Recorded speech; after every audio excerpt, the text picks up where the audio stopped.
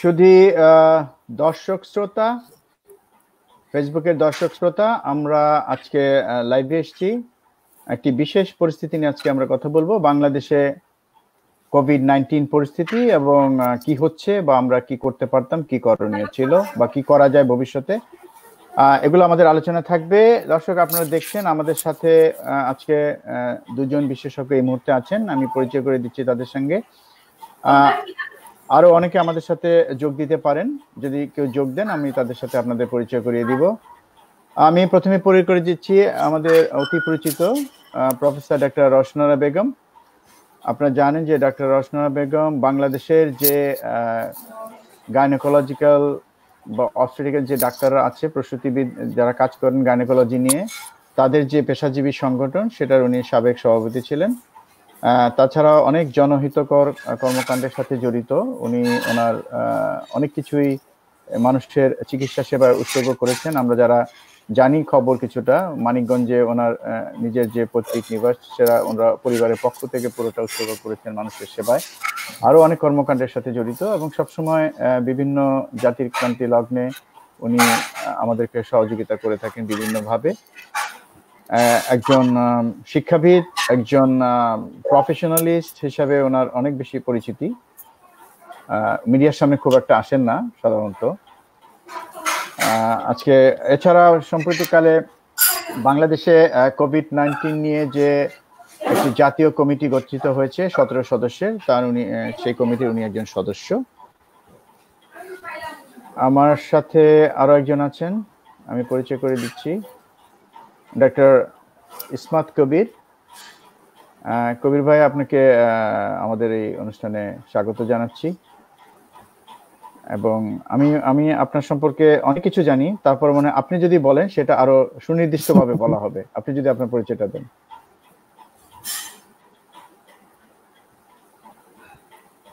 শোনা যাচ্ছে না। কবির ভাই, আপনার এটা মিউট করা, আমি একটু আনমিউট করে দিচ্ছি। বলুন, আবার বলুন। Thank you doctor Sajal Ishfaq. Thank you madam. আমি বেসিক্যালি ময়মনসিংহ মেডিকেল কলেজ থেকে পাশ করেছি। আমার চাকরির শুরু হাতিয়াতে বিসিএস দিয়ে, তারপর দীর্ঘকাল আমি বিএসএমইউতে পিজিতে কাজ করেছি। তারপর 2003 থেকে 2014 পর্যন্ত আমি মিনিস্ট্রি অফ হেলথ সৌদি আরবিয়াতে কাজ করেছি। তো সেখানে জিপি হিসেবে কাজ করেছি, আবার স্পেশালিস্ট কনসালটেন্ট হিসেবে ডিস্ট্রিক্ট হসপিটালে কাজ করেছি। 2014-তে আমি এখানে চলে এসেছি এনএইচএস এ, ন্যাশনাল হেলথ সার্ভিসে, ইউকেতে। এখানে একটা ট্রাস্টের আন্ডারে queen Elizabeth the queen mother হসপিটালে জেরিয়াট্রিশিয়ান এবং জেনারেল মেডিসিনের স্পেশালিস্ট হিসেবে কাজ করছি। আমি এর আগে এমবিবিএস ছাড়াও আমি এমফিল করেছি ফার্মাকোলজিতে। আমি প্রথম ব্যাচ বিএসএমইউ ফার্মাকোলজির এমফিলের, এবং এরপরে আমি এমআরসিপি করেছি ইউকে। এছাড়াও আমার এমআরসিএস আছে একটা এডিশনাল টাইটেল, এটা গ্লাসগো থেকে। তো এই নিয়ে আমার যেহেতু তিনটা দেশে কাজ করার অভিজ্ঞতা আছে, সেজন্য আমি সবসময় এই যে সৌদি আরবের ব্যাপারগুলো খুব এনজয় করি, উপভোগ করি। বাংলাদেশের ব্যাপারটাও সবসময় নজর রাখছি আমি। আবার সাথে সবসময় যখন আমার এখানকার জাতীয় স্বাস্থ্য সেবা ইউকের হেলথ সার্ভিসের সাথে আমি তুলনা করার একটা সুযোগ পাচ্ছি। Thank you. আমি কিছু আমার অভিজ্ঞতা শেয়ার করবো আজকে। Thank you Sajal. আমি অনুষ্ঠানে শুরু করার আগে, প্রশ্ন উত্তর পর্বে যাওয়ার আগে ছোট্ট একটা কথা বলতে চাই। আমাদের একটা গ্রুপ আছে ফেসবুকে কোভিড-19 এর এই পরিস্থিতিকে নিয়ে, সেটি হচ্ছে corona virus global updates and responses. এবং এখানে বিভিন্ন মেডিকেলের, বিশেষ করে ডাক্তার এবং অন্যান্য পেশার যারা আছেন তারা আমাদের এখানে যোগ দিয়েছেন এবং তারা তাদের বিভিন্ন রকম মতামত রাখছেন, মূল্যবান বক্তব্য রাখছেন। এবং আমরা চেষ্টা করছি প্রতি সপ্তাহেই একটা করে এই ধরনের অনুষ্ঠান করে বিশ্বের বিভিন্ন পর্যায়ের যারা বিভিন্ন জায়গায় বিভিন্ন কাজ করছেন এবং কোভিড-19 নিয়ে কাজ করছেন বিভিন্নভাবে, তাদেরকে আমরা সংযুক্ত করছি এবং তাদের অভিজ্ঞতা আমরা শেয়ার করার চেষ্টা করছি মানুষের সাথে, যাতে মানুষের কিছুটা উপকারে আসে। এটা আমাদের অলরেডি আমার মনে হয় যে আমাদের বেশ ব্যাপক সংখ্যক মেম্বার আমাদের আছে ফেসবুকে। এটা একটি public group, corona virus global updates and responses. আমি সেই গ্রুপের পক্ষ থেকে আপনাদেরকে আবার শুভেচ্ছা এবং অভিনন্দন জানাচ্ছি আমাদের সাথে যোগ দেওয়ার জন্য। তো আমি প্রথমেই ডক্টর রওশন আরা বেগম আপনার কাছে জানতে চাইবো, আপনি যেহেতু বাংলাদেশে কোভিড-19 জাতীয় কমিটির একজন সদস্য এবং আমি বলবো যে একজন সচেতন সদস্য, এবং সেই সাথে আপনি চিকিৎসক এবং একজন বিশেষজ্ঞ চিকিৎসক, আপনি বিভিন্ন সংগঠনের সাথে জড়িত ছিলেন, আপনি পেশাগতভাবেও আপনি অনেক জায়গায় নেতৃত্ব দিয়েছেন, আমরা জানি একজন শিক্ষাবিদ হিসাবে মেডিকেল কলেজে নেতৃত্ব দিয়েছেন, আপনার ছাত্র জীবনে আপনি রাজনীতির সাথে জড়িত ছিলেন আমরা জানি। সেই আলোকে সবকিছু থেকে আপনার দৃষ্টিভঙ্গি নিশ্চয়ই ভিন্ন হবে। আপনি যদি বাংলাদেশের কোভিড-19 পরিস্থিতি নিয়ে সংক্ষেপে একটু শুরু করেন। ধন্যবাদ সজল, খুব ভালো লাগছে তোমাদের সাথে মানে দেখা হয়ে কথা বলতে পেরে। যেমন সজল তো আমার খুবই প্রিয় ব্যক্তিত্ব একজনে, তার সাথে ডক্টর ইসমাতের সাথে দেখা হলো, ভালো লাগছে যে সবার সাথে। আমি জানি না বাংলাদেশের অনেকেই দেখছেন হয়তো নিউ ইয়র্কে। আসলে বাংলাদেশ তো আপনারা ওখানে থাকলেও বাংলাদেশের সবকিছু ভৌগোলিক অবস্থা, সামাজিক অবস্থা, অর্থনৈতিক অবস্থা সম্পর্কে আপনারা সবাই জানেন আসলে কেমন। তো সেই দিক থেকে একটা হঠাৎ করে একটা অদৃশ্য শক্তি আমাদের উপরে যখন আক্রমণ করলো, ওইটা যখন আমরা শুনছিলাম চীনে হচ্ছে, আমরা কিন্তু খুব একটা সচেতন ছিলাম না, বা আমরা ঠিক মনেও করি নাই যে ধরনের এই অদৃশ্য একটা শক্তি এইভাবে আমাদের কাছে আসবে, ভাবতেও পারিনি কখনো।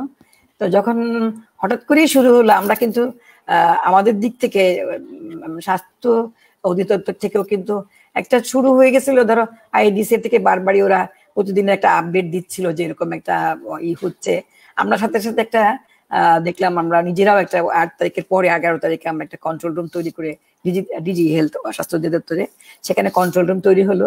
আমরা সেখানে আসলে আমাদের বাংলাদেশের অর্ধেক নারী যদি মনে করে, আমরা মনে করলাম যে প্রসূতি চিকিৎসা যে আমাদের মাদের যে অবস্থাটা হবে, অনেক কিছু হয়তো কন্ট্রোল করা যেতে পারে, কিন্তু ঘন্টায় প্রায় 400 বাচ্চা হয় বাংলাদেশে, তো সেইটা তো থেমে থাকবে না। তা আমরা ঠিক তখনই বসে গেলাম যে আমাদের তো একটা বিশাল অবস্থা শুরু হয়ে যাবে, তা আমরা সেটাকে কি করব। সঙ্গে সঙ্গে আমরা আমাদের 50% ডেলিভারি যদি বাড়িতেও হয়, হোম ডেলিভারি, তার অর্ধেক তো মানে ফ্যাসিলিটিতে হচ্ছে, ইনস্টিটিউশনাল ডেলিভারি হবে। তো সেইটা চিন্তা করে আমরা সঙ্গে সঙ্গে বসে আমরা নিজেদের গাইডলাইন তৈরি করলাম যে আমরা কিভাবে পাঠাবো, একেবারে গ্রাসরুট লেভেলের থেকে শুরু করে টারশিয়ারি কেয়ার পর্যন্ত। কারণ এইটা তো থেমে থাকবে না, হয়তো অনেক কিছুই আমরা আস্তে আস্তে করতে পারি, কিন্তু এই জিনিসটা তো আমাকে একটু আগেই দিতে হবে যে আসলে এই যে বাচ্চারা মা আসছেন তাদেরকে কিভাবে করানো যাবে, কি করবে। তো প্রথম দিকে আমাদের বেশ একটা ধাক্কাই ছিল বলতে গেলে, কারণ আমরা এই পিপিএ সম্পর্কে, মাস্ক, গাউন ইত্যাদি, তারপরে গ্লাভস, সবকিছু মিলিয়ে আমাদের জন্য একটা ভয়ঙ্কর একটা অবস্থা ছিল যে আমরা কি বলবো। তারপর অনেক জায়গায় আমাদের দিক থেকে যারা আমরা বলে দিয়েছিলাম যে যেভাবে হোক যার যেখানে যা আছে সেভাবে শুরু করো, কিন্তু বাই দিস টাইম পিপি আনা হচ্ছিল, মাস্ক আসছিল, গ্লাভস আসছিল, আমরা বিভিন্ন সরকারি সহায়তায় যাচ্ছিল। তার সাথেও কিন্তু আমাদের এনজিওর সংস্থাগুলো যারা আছে, ডোনার এজেন্সি, এরাও কিন্তু আমাদের সাথে কাজ করছিল। স্পেশালি ইউএনএফপি এর সাথে আমি ছিলাম, তারপরে ইউনিসেফ, সেভ দ্য চিলড্রেন, তারাও কিন্তু এগিয়ে এসেছিল, আর আদার ডোনার এজেন্সিও। তো ঠিক আসলে হঠাৎ করে তো জিনিসটা আমাদের সাথে আসে, আমরা হয়তো আগে থেকেই যদি এটার ভয়াবহতা বুঝতে পারতাম বা নিজের একটু চিন্তা করতে পারতাম, তাহলে হয়তো এটা আরো একটু ভালো করে আমরা ট্যাকল করতে পারতাম। কিন্তু তারপরেও চেষ্টা করা হয়েছিল যে আমরা সাথে সাথে যে আমাদের যারা মাতৃস্বাস্থ্যে কাজ করেন তাদেরকে আমরা ওই মুহূর্তে বললাম, পাও না পাও অ্যাটলিস্ট ওখানেই তোমরা, যে অনেক সময় আমরা রেইনকোট যেভাবে বানাই বা ছাতার কাপড় যেটা থাকে সেটা দিয়ে কিন্তু আমরা একটা কাজ শুরু করেছিলাম। তো সেইটা থেকে আমাদের একটা অবস্থা ছিল এরকম যে আমরা তো কাজটা হচ্ছিল। আবার আমাদের দেশে একটা জিনিস তো খুব বেশি অসুবিধা, যে সবাই হাইড করে, অসুখটা বলতে চায় না, সিমটম গুলা না হওয়া পর্যন্ত আমরা অনেক সময় সেটা তথ্য গোপন করা, যেটা বলা হয় সহজভাবে যদি বলি, যেটা আমাদের আক্রমণ করেছে, চিকিৎসকরা দেশে আক্রান্ত হয়েছে, ওইটা তখন থেকে শুরু হয়েছিল। কেউ আর বলছিল না, আর এমন জিনিসটা এমন ভাবে আসলো যেন মনে হয় এটা হলে এমন উচ্ছুত একটা অবস্থা। ধরো আমাদের দেশে স্মল পক্সও হয়েছে, কলেরাও ছিল, বা আরো প্লেগও ছিল, কিন্তু এইটা এমন একটা অবস্থা হলো, বিভিন্ন মিডিয়া, বিভিন্ন মানে আমরা নানাভাবে যখন জানতে থাকলাম যেটা এমন একটা ছোঁয়াচে রোগ, আমরা যতই বলি না, মিডিয়া বলছে তোমাদের সবাই ঘরে ঢুকে পড়ো, কেউ কাউকে স্পর্শ করো না, বা 3 ফুট দূরে থাকো, কতগুলা জিনিস মেনে চলো, হাত ধোয়াটা বারবার, যেটা আমাদের দেশে আমরা একেবারেই অভ্যস্ত নই, বারবার সাবান দিয়ে হাত ধুতে হবে। তো এই জিনিসগুলা শেখাতে শেখাতে হাঁচি কাশির যে নিয়ম শিষ্টাচারগুলো মেনে চলতে হবে, এইটা করতে করতে আমাদের বেশ সময় চলে গেছে, যে অনেকে বোঝানোটা। তারপরে হলো যে আসলে লকডাউন করা, এই শব্দটাও কিন্তু বাংলাদেশের জন্য একেবারেই অপরিচিত ছিল, যেটা অর্থটা কি। তো হুট করে বলা হলো যে হঠাৎ করে লকডাউন করা হবে, তারপর লকডাউন শুরু হলো, কিন্তু লকডাউনটা আমরা ঠিক মেনে নিতে পারতেছিলাম না সবাই, মানে আমাদের সাধারণ যে মানুষ তার মধ্যে এটা তো আসলে একটা অপরিচিত জিনিস। লকডাউন সব ঘরে চলে যাবে, দিনে আনা দিন খায় মানুষ, তারা সবাইকে হঠাৎ করে বলা হলো লকডাউন করে দেওয়া হবে। তো সেটাও তারপরে কিন্তু প্রথম দিকে ছিলই ভালোই, যে একেবারে আমি বলবো একেবারে যে ছিল না সেটা কিন্তু না, সেটা ছিল, কিন্তু খুব ভালোভাবে যে একটা করা। সবচেয়ে আমাদের কঠিন অবস্থা হয়ে গেল, বাইরে থেকে অনেক বেশি আমাদের দেশে চলে আসলো, আমাদের চীন থেকে আমাদের স্টুডেন্টরা আসলো, সেটা একটা মানবতার খাতিরে যে না আসুক ওরা, বাচ্চারা আমাদের কি করবে সেটা আনা হলো। তারপরে ইতালি থেকে আসলেন, একটা সিজন থাকে কিন্তু, ইতালি থেকে আসছে, মধ্যপ্রাচ্য থেকে আসছে অনেক, ইতালিতে যারা জব করেন বাঙালিরা অনেকেই কিন্তু আসেন, কিন্তু আমি জানি হয়তো মনে করছি তাদের কিন্তু একটা টাইমই থাকে, ওরা আসে অনেকদিন বাইরে থেকে বাচ্চা নিতে আসে, থাকে কিছুটা দিন, একটা তাদের লেজার পিরিয়ড হয়, তারা আসলো, মিডল ইস্ট থেকে আসলো। আমরা যে এইদেরকে যে আমাদের একটা কোয়ারেন্টাইন রাখা, এই শব্দটাও যেন তাদের কাছে অপরিচিত হলো, কিভাবে রাখবে, কোথায় রাখবে, কিছুই ঠিক ছিল না। সেটাও একটা হজবরল হয়ে গেছিল, যে হজ ক্যাম্পে আমাদেরকে রাখা হলো, সেখানে তারা বিক্ষোভ করলো, আগে থেকেই যারা ছাত্ররা ছিল, সেটা আমাদের প্রিপারেশনে আমাদের কিছুটা ত্রুটি ছিল, যে এটা আসলে ইন্টারমিনিস্ট্রিয়াল যে একটা জিনিস ছিল, পররাষ্ট্রমন্ত্রী, স্বাস্থ্যমন্ত্রী, জনশক্তি সব মিলে যে একটা কাজ করবে, সেইটা আমাদের একটা মানে একটা হজবরল হয়ে গেল, সেখানেও রাখা হলো। কিন্তু দেখা গেল যে অনেকেই যখন কোয়ারেন্টাইন খুব বেশি মানা হলো না, অনেকেই চলে গেলেন বিভিন্ন জায়গায়, বিভিন্ন ডিস্ট্রিক্টে, মানে ছড়িয়ে পড়লো। একটা আস্তে আস্তে যে ভয়াবহতা শুরু হলো আমাদের মধ্যে, যে আস্তে আস্তে সেই আমাদের ওইটা টেস্ট করা কোথায় হবে, এদের কি করে টেস্ট করা হবে। প্রথমে বলা হলো যে এটা সিমটম ডেভেলপ করলে তারপরে টেস্ট করা হবে। আমরা কিন্তু তখনই বলছিলাম যে যারা এসছে ওদের যদি একটু আইসোলেট করে আমরা টেস্ট করতে পারতাম। আসলে কিট নিয়ে আমাদের একটা সংকট ছিল, কিট আছে কি নাই সেটা নিয়ে কিন্তু বারবারই আইডিসি বলছেন না আমাদের যথেষ্ট কিট আছে, ভয়ের কিছু নাই। আদার্স যে আমাদের মানে লজিস্টিক সাপোর্ট সেগুলো আমাদের যথেষ্ট আছে, আমরা কিন্তু এটাই বারবার শুনে আসছি। তারপরে থেকে আমরা দেখেছি যে এই যে তখনই যদি আমি নিজে আমরা এখন ভাবি যে ওই সময় যদি আমরা এদেরকে ভালো করে, ওই যারা আসছিলেন কোয়ারেন্টাইনে খুব ভালো করে রাখতে পারতাম, তাদেরকে যদি আমরা ভালো করে আরো একটু ওই সময় আইডেন্টিফাই করতে পারতাম, এবং ওই সময় আমরা যদি টেস্টগুলো করতে পারতাম, তাহলে আমাদের যে এখন একটা পরিস্থিতি আসছে সেটা আমাদের হয়তো একটু আমরা রক্ষা পেতে পারতাম। তারপরেও কিন্তু আমরা চেষ্টা, সারা দেশ থেকে প্রত্যেকে সহযোগিতা করেছেন, স্বাস্থ্য অধিদপ্তর ছিল, স্বাস্থ্য মন্ত্রণালয়, আমরা যারা বিভিন্ন সংগঠন, আমরা মনে করেছি যে এটা একটা এমন একটা কাজ সবাই মিলে ঝাঁপিয়ে না পড়লে এটা হবে না। এটা রাজনৈতিক ভাবে হোক, সামাজিক ভাবে হোক, সবাই মিলে যদি আমরা একসাথে না করি এটা কিন্তু করা সম্ভব না কোনো সময়। তো সেইটা আমরা সবসময় আহ্বানও করেছি গভর্নমেন্টকে, সবাইকে নিয়ে আমরা এগোতে চাই, কাজ করি। তা আমি মনে করেছি আমাদের কেউ বলুক না বলুক, আমরা কিন্তু একটা আমাদের যে মাতৃস্বাস্থ্য যেটা বলবো সেই দিকটাতে আমরা একটা প্যারালাল গভর্নমেন্টের মতো আমরা কাজ করেছি।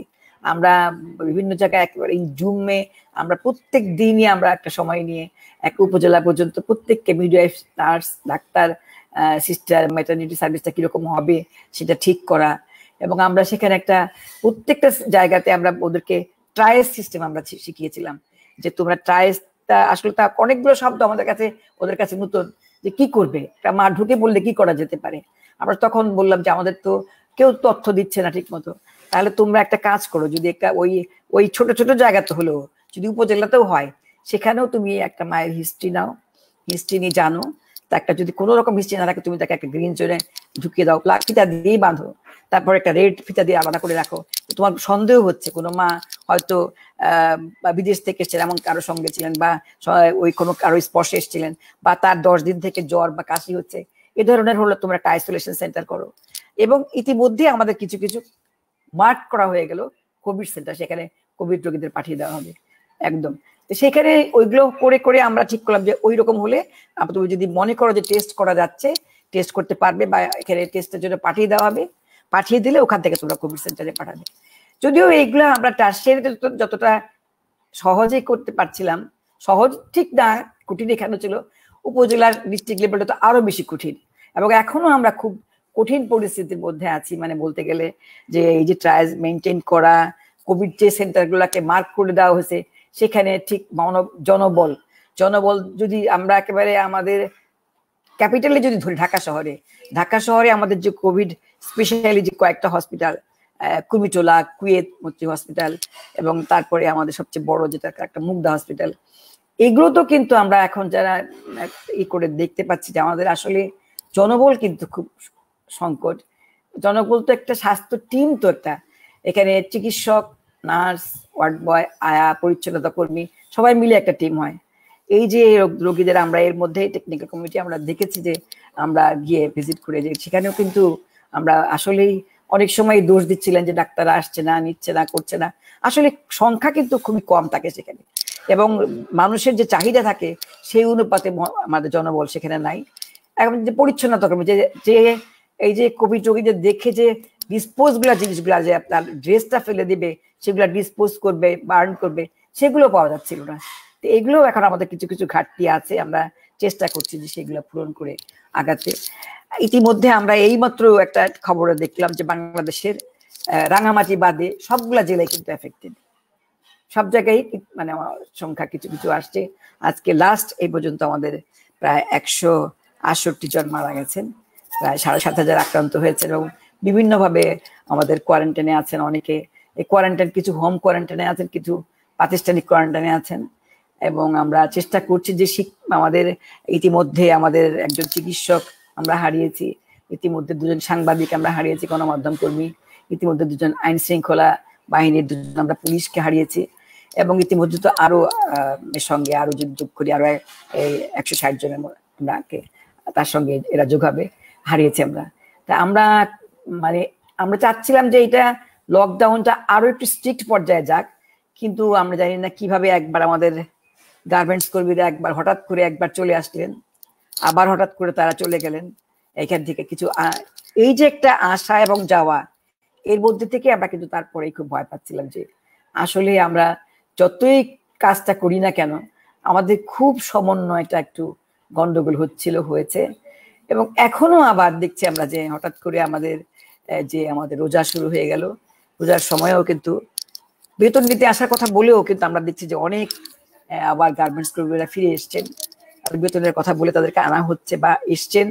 আবার শুনছি যে না, আমাদের কিছু বৈদেশিক কিছু অর্ডার ছিল যেগুলো এই মুহূর্তে না করতে পারলে হয়তো ক্যান্সেল হয়ে যাবে এবং অনেক ক্ষতি হবে দেশের, সেটা মনে করে কিছু হয়তো সরকার অর্ডার দিয়েছিলেন যে লোকালি যারা আছেন তাদেরকে নিয়ে কিছু অল্প অল্প গার্মেন্টস গুলোকে খুলে দেওয়া, সেখানে কাজ করা, সেখানে তারা কিছু কাজ শুরু করেছেন। তো এখন গার্মেন্টস এর অবস্থা তো আপনারা সবাই জানেন যে কি অবস্থা সেখানে হয়, তাদের যে ডিস্টেন্স মেনটেন করে চলা বা তাদের যে স্বাস্থ্যের অবস্থা সেখানে রাখা, এবং তারা যে আসে ঘরে ফিরে আসে সেখানে কিভাবে থাকে, সেগুলো মনে করে তো আমাদের একটা সামনের দিনগুলোকে আমি খুব ভয়াবহ দিন মনে করছি এটা। আর একটা হলো যে আমাদের এই ইতিমধ্যে রমজানের জন্য ঢাকা শহরে খুলে দেওয়া হয়েছে আমাদের অনেকগুলো হোটেল, রেস্তোরাঁ, এবং খুলে দেওয়া একবার শুরু হয়ে গেলে এখন মনে হচ্ছে ব্যস্ততম ঢাকা নগরী আবার শুরু হয়ে গেছে। তো সবাই যারা ইনফেকশন ডিজিজ যারা ছিলেন তারা কিন্তু এখন সবাই খুব মানে মনে করছেন যেটা আসলে তার সামনের দিনটা খুব ভয়াবহ হতে পারে, খুব ভাবছেন যে মে মাসটা আমাদের কেমন যাবে আমরা বুঝতে পারছি না। তা আমি মনে করি যে আমাদের তবুও সবাইকে যদি আমরা আর একটা মাস খুব কষ্ট করে যদি জানি দিন আনা দিন খাওয়া লোকদের জন্য খুবই কষ্টকর, কিন্তু আমি বাংলাদেশকে নিয়ে একটা গর্ব করি যে আমাদের যে খাবার আর যে কাপড় ছিল আমরা যদি একটু কষ্ট করে আমাদের যদি সবাই মিলে প্রত্যেকের ঘরে ঘরে যদি এই খাবারটা পণ করেই রাখতাম যে আমরা কম খাবো কিন্তু সবাই ঘরে যদি একটু দিয়ে যাওয়া যেত, কাপড়টা কিন্তু আমরা সবাই পাই, এটা কিন্তু খুব অভাব ছিল না। 2টা মাস কিন্তু আমরা খুব কষ্ট করে চলতে পারতাম হতো, সেটা যদি কষ্ট করাটা হতো তাহলেই কিন্তু আমরা বারবারই সবাইকে বলছিলাম যে ঘরে থাক, একটু আমরা খাবারটা ঠিক মতো আসুক। সেখানেও কিছুটা গন্ডগোল হয়ে গেল, অনেকেই হয়তো বিভিন্ন ভাবে অনেক সংগঠন অনেক মানে নাম সরকারি বেসরকারি অনেক সংগঠন আসছেন, খাবার দিচ্ছেন, নানাভাবে খাবার পৌঁছাচ্ছেন, চেষ্টা করছেন, তবুও আমি মনে করি যে আরো দরকার ছিল। তো ম্যাডাম আপনার কাছে আবার ফিরে আসবো, আমাদের অনেক প্রশ্ন আছে আপনার কাছে। আমি একটু আর আগে বলতে চাই যে আমাদের সাথে মশিউর রহমান যোগ দিয়েছিলেন জাপান থেকে। আমি ওনাকে এখন দেখতে পাচ্ছি না, ওনার ক্যামেরাটা অফ। মশিউর ভাইয়ের সাথে না হলে হয়তো আমি পরিচয় করিয়ে দিব ভেবেছিলাম। যাই হোক, উনি যদি ফিরে আসেন তাহলে ওনার সাথে আবার পরিচয় করিয়ে দিব। আমি এখন ইসমাত কবির ভাই, আপনার কাছে আমি জানতে চাইবো যে আসলে চিকিৎসা নিয়ে সবাই জানতে চায়। আপনি জানেন যে ইতিমধ্যে হাইড্রোক্সিক্লোরোকুইন নিয়ে অনেক কথাবার্তা হচ্ছিল, এখন কিন্তু সেটা আর আসলে সিডিসি তাদের ওয়েবসাইট থেকে বাদ দিয়েছে, এফডিএ অ্যাপ্রুভ করছে না। কিন্তু নতুন একটা ওষুধের কথা গতকালই এসছে, যেটা রেমডিসিভির। তো সেই সম্পর্কে যদি বলেন যে এই ড্রাগটা বলা হচ্ছে, উনি খুব সীমিত ভাবেই বলেছেন যে এটা মনে হচ্ছে যে এই একটা ওষুধ সরাসরি ভাইরাসের বিরুদ্ধে কাজ করছে এবং এটা মৃত্যু হার কমাচ্ছে, কিন্তু এটা নিয়ে আসলে অত বেশি মনে হয় মানে খুব বেশি আশাব্যঞ্জক না। তারপরও কিছু একটা পাওয়া গেছে যেটা সরাসরি কাজ করে এবং এটা যে এফেক্টিভ এটা বোঝা যাচ্ছে। আপনি যদি একটু বলেন এ সম্পর্কে। আচ্ছা, thank you doctor Sajil Ashfaq. Thank you madam. আমরা অনেক কিছু জানলাম বাংলাদেশের পরিস্থিতি সম্পর্কে। শুরুতেই আমি আমার শ্রদ্ধা জানাতে চাই তাদের প্রতি যারা আমাদের সহকর্মীরা ইতিমধ্যে তাদের প্রাণ দিয়েছেন, প্রাণ উৎসর্গ করেছেন রাদার, এবং যারা বিভিন্ন পর্যায়ে সংগ্রাম করে যাচ্ছেন। আমি বুঝতে পারলাম ম্যাডামের কথা থেকে যে কেমন করে বাংলাদেশের একদম শুধু করোনা না, করোনার সাথে যে সামাজিক অবস্থা, তারপর যে দুর্যোগ, চারিদিক থেকে যে অব্যবস্থা একটা, তারপর লজিস্টিক্সের একটা অবস্থা, সব মিলিয়ে যে একটা দুঃসাধ্য কাজ ওনারা করে যাচ্ছেন, সেটা তো সত্যি সত্যি প্রশংসনীয়। তো এক্ষেত্রে আমরা অনেক ভাগ্যবান। আমরা কাজ করে যাচ্ছি ক্লিনিক্যাল সাইডে, আমাদের চোখের সামনে আমরা যা দেখছি তাই করে যাচ্ছি। তো আমি এই প্রসঙ্গে বলতে চাই যে করোনার ভাইরাসের চিকিৎসাটা প্রথম থেকে একটু জটিল হয়ে আছে। প্রথম দিকে আমরা শুনেছি যে হাইড্রোক্সিক্লোরোকুইন এটা খুব কাজ করে, এটা নিয়ে খুব আশাবাদ ছিল। একসময় তো এটা হাইড্রোক্সিক্লোরোকুইন বাজার থেকে উধাও হয়ে গেল। এটার একটা জটিল দিক হচ্ছে যে চিকিৎসা বা ট্রায়ালের যে 90% লোক কি কিন্তু সুস্থ হয়ে যায়, 80% 70% লোক কোন রকম লক্ষণই দেখা দেয় না, শো করে না, কোনো সিমটম থাকে না। তারপরেও যারা 10% থাকে, কিছু মাইল্ড সিমটমস থাকে, আর বাকি 20%-এর মধ্যে অত্যন্ত সীমিত 5% হয়তো ক্রিটিক্যালি ইল হয়, যাদেরকে শেষ পর্যন্ত ভেন্টিলেটর দিতে দেওয়া যায়। তো এইসব রোগের ক্ষেত্রে যেখানে 90% সুস্থ হয়ে যায়, সেখানে যে কোনো কিছুকেই আমি ভ্যালিডেট করতে পারি, যে কোনো কিছুকেই। ইভেন কেউ যদি পড়া পানি দেয়, তাবিজ মাদুরি দেয়, সেগুলিকেও আমি বলতে পারি যে হ্যাঁ, আমি 10 জন ব্যবহার করেছিল, 9 জন ভালো হয়ে গেছে। এই করেই আমরা দেখেছি যে নানা ধরনের মানে হোমিওপ্যাথি থেকে শুরু করে সব ধরনের প্যাথি, এমনকি সব ধরনের ওষুধপত্রেও একটা চল চলে এসেছিল এক এক সময় এক একটা ব্যাপারে। তো একটা উল্লেখযোগ্য জিনিস, এবং যে ওষুধগুলির ব্যাপারে বলা হচ্ছিল সেগুলো কোনোটাই উল্লেখযোগ্য সংখ্যক রোগীর উপরে ট্রায়াল দেওয়া হয়নি, এবং সায়েন্টিফিক ভাবে, বৈজ্ঞানিক ভাবে স্বীকৃত হতে হলে যেমন করে ট্রায়ালগুলি যতগুলি সংখ্যায় থাকতে হয়, ডাবল ব্লাইন্ড হতে হয়, এবং এগুলোর কিছু কিছু বৈশিষ্ট্যপূর্ণ পরিপূর্ণ করতে হয়, সেগুলো করা হয়নি। সেজন্যই আমরা কিছুটা ভুল তথ্য পেয়েছি। তো আশার বিষয় হলো যে এখন খুব ভালো ভালো ট্রায়ালও চলছে। WHO সলিডারিটি ট্রায়ালের কথা আমি বলতে পারি, সেটা সারা পৃথিবী ব্যাপী চলছে।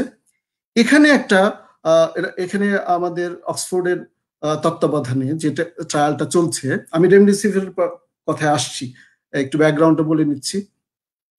তো সেটা দাবি করা হচ্ছিল যে এটা সবচেয়ে বড় ট্রায়াল, কেননা NHS এর রোগীরা, ন্যাশনাল হেলথ সার্ভিস তো পুরো, আপনারা জানেন যে ইউকের যুক্তরাজ্যের স্বাস্থ্য ব্যবস্থাটা হলো সার্বজনীন স্বাস্থ্য ব্যবস্থা। এমনকি শুরুতেই যে মাত্র 8,000 বেড ছিল প্রাইভেট, সেগুলো মার্চের শুরুতেই NHS এটাকে নিয়ে নিয়েছে। তাতে করে পুরো সারা দেশেই শুধু একটা স্বাস্থ্য ব্যবস্থায়, একটা ব্যবস্থাপনার মধ্যে দিয়েই এই পুরো স্বাস্থ্য ব্যবস্থা, সবগুলি করোনা পেশেন্ট, শুধু করোনা পেশেন্ট না, সব ধরনের পেশেন্টকে ম্যানেজমেন্ট ব্যবস্থাপনা দেওয়া হচ্ছে। এটা এদিক থেকে ইউকের একটা সুবিধাজনক অবস্থায় আছে যে কোনো রোগীকেই, সব রোগীকে আমরা ক্রাইটেরিয়া সেট করে এটার নাম দিয়েছি আমরা রিকভারি ট্রায়াল। যে কেউ recoverytrial.net-এ এটা সম্পর্কে বিস্তারিত জানতে পারেন। এতে প্রথমে 5টা আর্ম ছিল। এবং হাইড্রোক্সিক্লোরোকুইনও ছিল। তো এক পর্যায়ে এটাকে বাদ দিয়ে দেওয়া হয়েছে। সম্প্রতি এতে গত সপ্তাহ থেকে আপনারা জানেন যে প্লাজমা কনভালসেন্ট প্লাজমা থেরাপি, যেটা যে রোগীর শরীর থেকে, রোগী না, যারা যারা করোনা ভাইরাস পজিটিভ হয়েছেন তাদের শরীর থেকে প্লাজমা নিয়ে, রক্ত রস নিয়ে তারপর ক্রিটিক্যাল রোগীদের শরীরে দেওয়া। 600 ml এর মতো একজন ডোনেট করতে পারে এবং 200 ml করে একজনকে দিতে পারি, যে প্রোভাইডেড অ্যান্টিবডি টাইটার তার 1:640 এরকম থাকে। তো সেটা শুরু হয়েছে। স্বাস্থ্যমন্ত্রী ম্যাট হ্যানকক সাহেব নিজেই এটা ডোনেট করেছেন, উদ্বোধন করেছেন। আর যে রিকভারি ট্রায়ালের অন্য যে আর্মগুলো, সেগুলোর মধ্যে দুর্ভাগ্যবশত রেমডেসিভির নেই। যেগুলো আছে সেগুলো হলো, এবং এটা খুব, আমি বলবো যে খুব ওয়েল ডিজাইনড একটা ট্রায়াল। কেন ওয়েল ডিজাইন ট্রায়াল? আপনারা যদি খেয়াল করেন যে ভাইরাস শরীরে ঢুকে প্রথমে কি করছে, তো এটা ভাইরাসটা শরীরে ঢুকে এটা এটা এটা বংশ বিস্তার করছে। বংশ বিস্তার করার জন্য এটাকে কোষের ভিতরে ঢুকে এটার যে জিনের উপরে একটা দখল নিয়ে নিচ্ছে, ক্রোমোজোমগুলোর উপরে দখল নিয়ে নিচ্ছে এবং এটা বংশ বিস্তার করছে। আমরা যদি সেই জায়গায় আক্রমণ করতে পারি, যেগুলো সম্ভব হলো অ্যান্টিভাইরাল ড্রাগ দিয়ে, এবং এর মধ্যে রেমডেসিভির একটা। রেমডেসিভির এটা ভালো ক্লিনিক্যাল ট্রায়াল কখনোই হয়নি, সম্প্রতি হচ্ছে এবং এটা খুব আশাব্যঞ্জক। আমরা শুনছি এটা হলো ভাইরাসটাকে রেপ্লিকেশন হতে দেয় না, এটাকে আমরা বলি নিউক্লিওসাইড অ্যানালগ।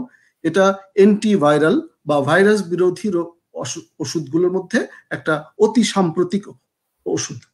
তো এখানকার প্রথম আর্মটাই কিন্তু, যদিও রেমডেসিভির নেই, কিন্তু রিটোনাভির এন্ড লোপিনাভির আছে। রিটোনাভির এবং লোপিনাভির এরা দুটোই খুব ভালো অ্যান্টিভাইরাল, এবং এরা সারা পৃথিবীব্যাপী এইচআইভি, যেটা আরেকটা আরএনএ ভাইরাস এবং দুর্দান্ত আরএনএ ভাইরাস, তার বিরুদ্ধে খুব ভালো কার্যকরভাবে ব্যবহৃত হয়ে আসছে।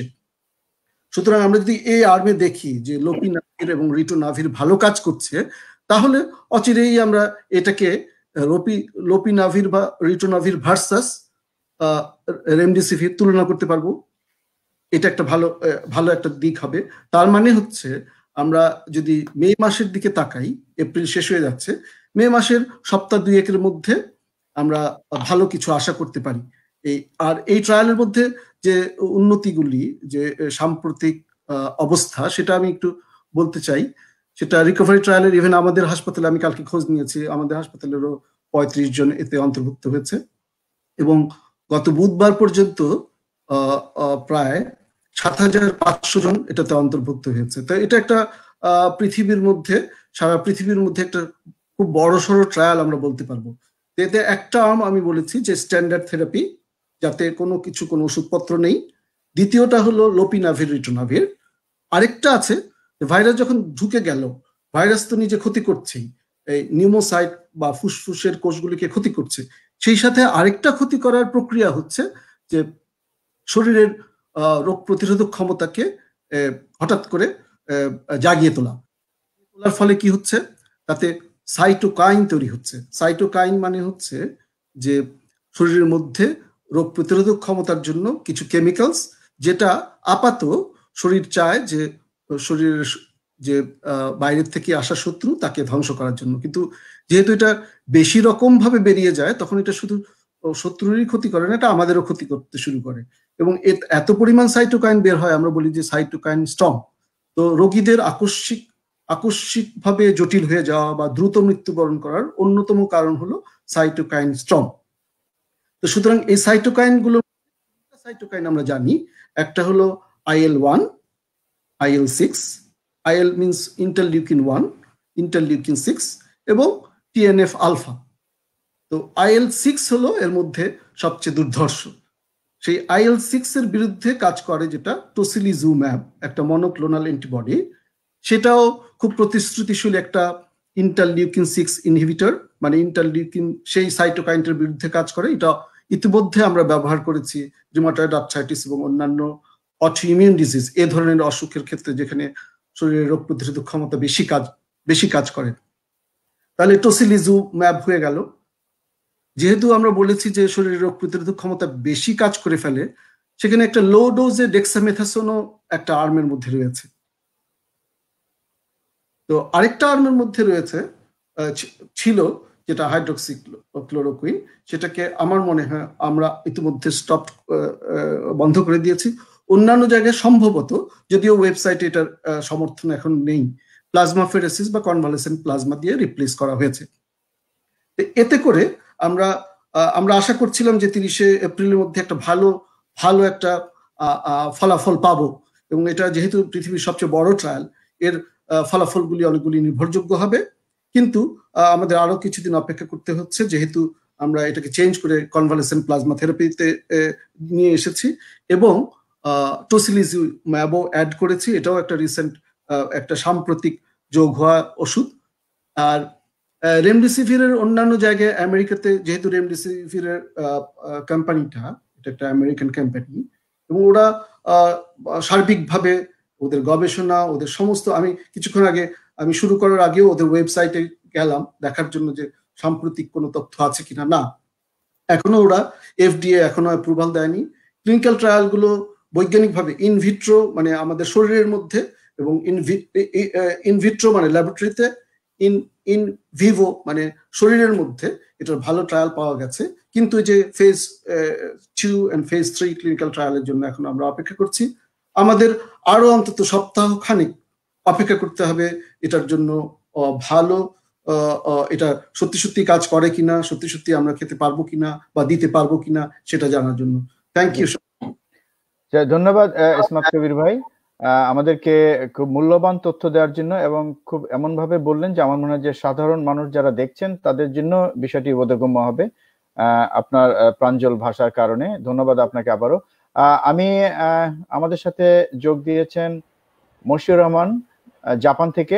আপনাকে আমরা দুঃখিত যে আপনাকে আমরা অনেকক্ষণ অপেক্ষায় রেখেছি। মশিউর ভাই, যদি আপনি আপনার পরিচয়টা একটু দেন, তারপর আপনার সাথে আমি প্রশ্নোত্তর পর্বে আসছি। ধন্যবাদ সজল ভাই। অলরেডি বললেন যে আমার নাম মশিউর রহমান। আমি গ্রাজুয়েশন করেছি সিলেট মেডিকেল থেকে 96 জানুয়ারিতে। তারপর বাংলাদেশে আমি পাবলিক হেলথে প্রায় 12 বছরের মতো কাজ করি। লাস্ট অফ অল আমি ইউএনএফপিএতে কাজ করতাম জাপানে আসার আগে, maternal health and neonatal health নিয়ে। জাপানে আসাটা আমার আসলে প্ল্যান্ড আসা না। আমার ওয়াইফ এখানে মন বসুতে পিএইচডি প্রোগ্রামে আসে মলিকুলার জেনেটিক্সে। ওই সময় আমার 2 বাচ্চা ছোট, সেই কারণেই আমার আসা মেইনলি। এসে যেটা হলো, আমার মনে হলো সময় নষ্ট না করে আমিও এদের রিসার্চে ইনভলভ হই। আমি পরে মলিকুলার জেনেটিক্সে প্যারাসাইটোলজিতে আমি পিএইচডি শেষ করি। পিএইচডি শেষ করে দেশে যাব। দেশে পরিস্থিতি তখন খুব ভালো ছিল না। তখন আমি এখানে জব খুঁজি। হিরোশিমা ইউনিভার্সিটি আমাকে ফ্যাকাল্টি পজিশনে অফার করে। আমি এখানে ওদের ফরেন ফ্যাকাল্টি হিসেবে জয়েন করি।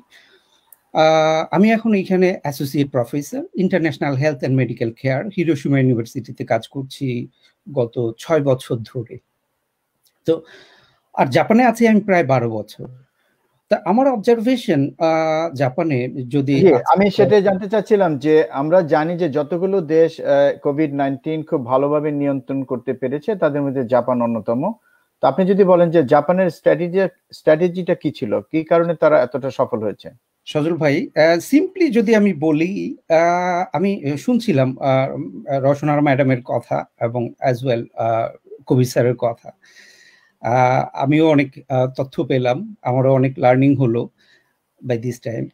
আমি যদি কম্পেয়ার করি টোটালি, যদি ইপিডেমিওলজির অ্যাসপেক্টও বলি, এই কোভিড-19 ইপিডেমিওলজি আসলে এখনো খুব ক্লিয়ার না।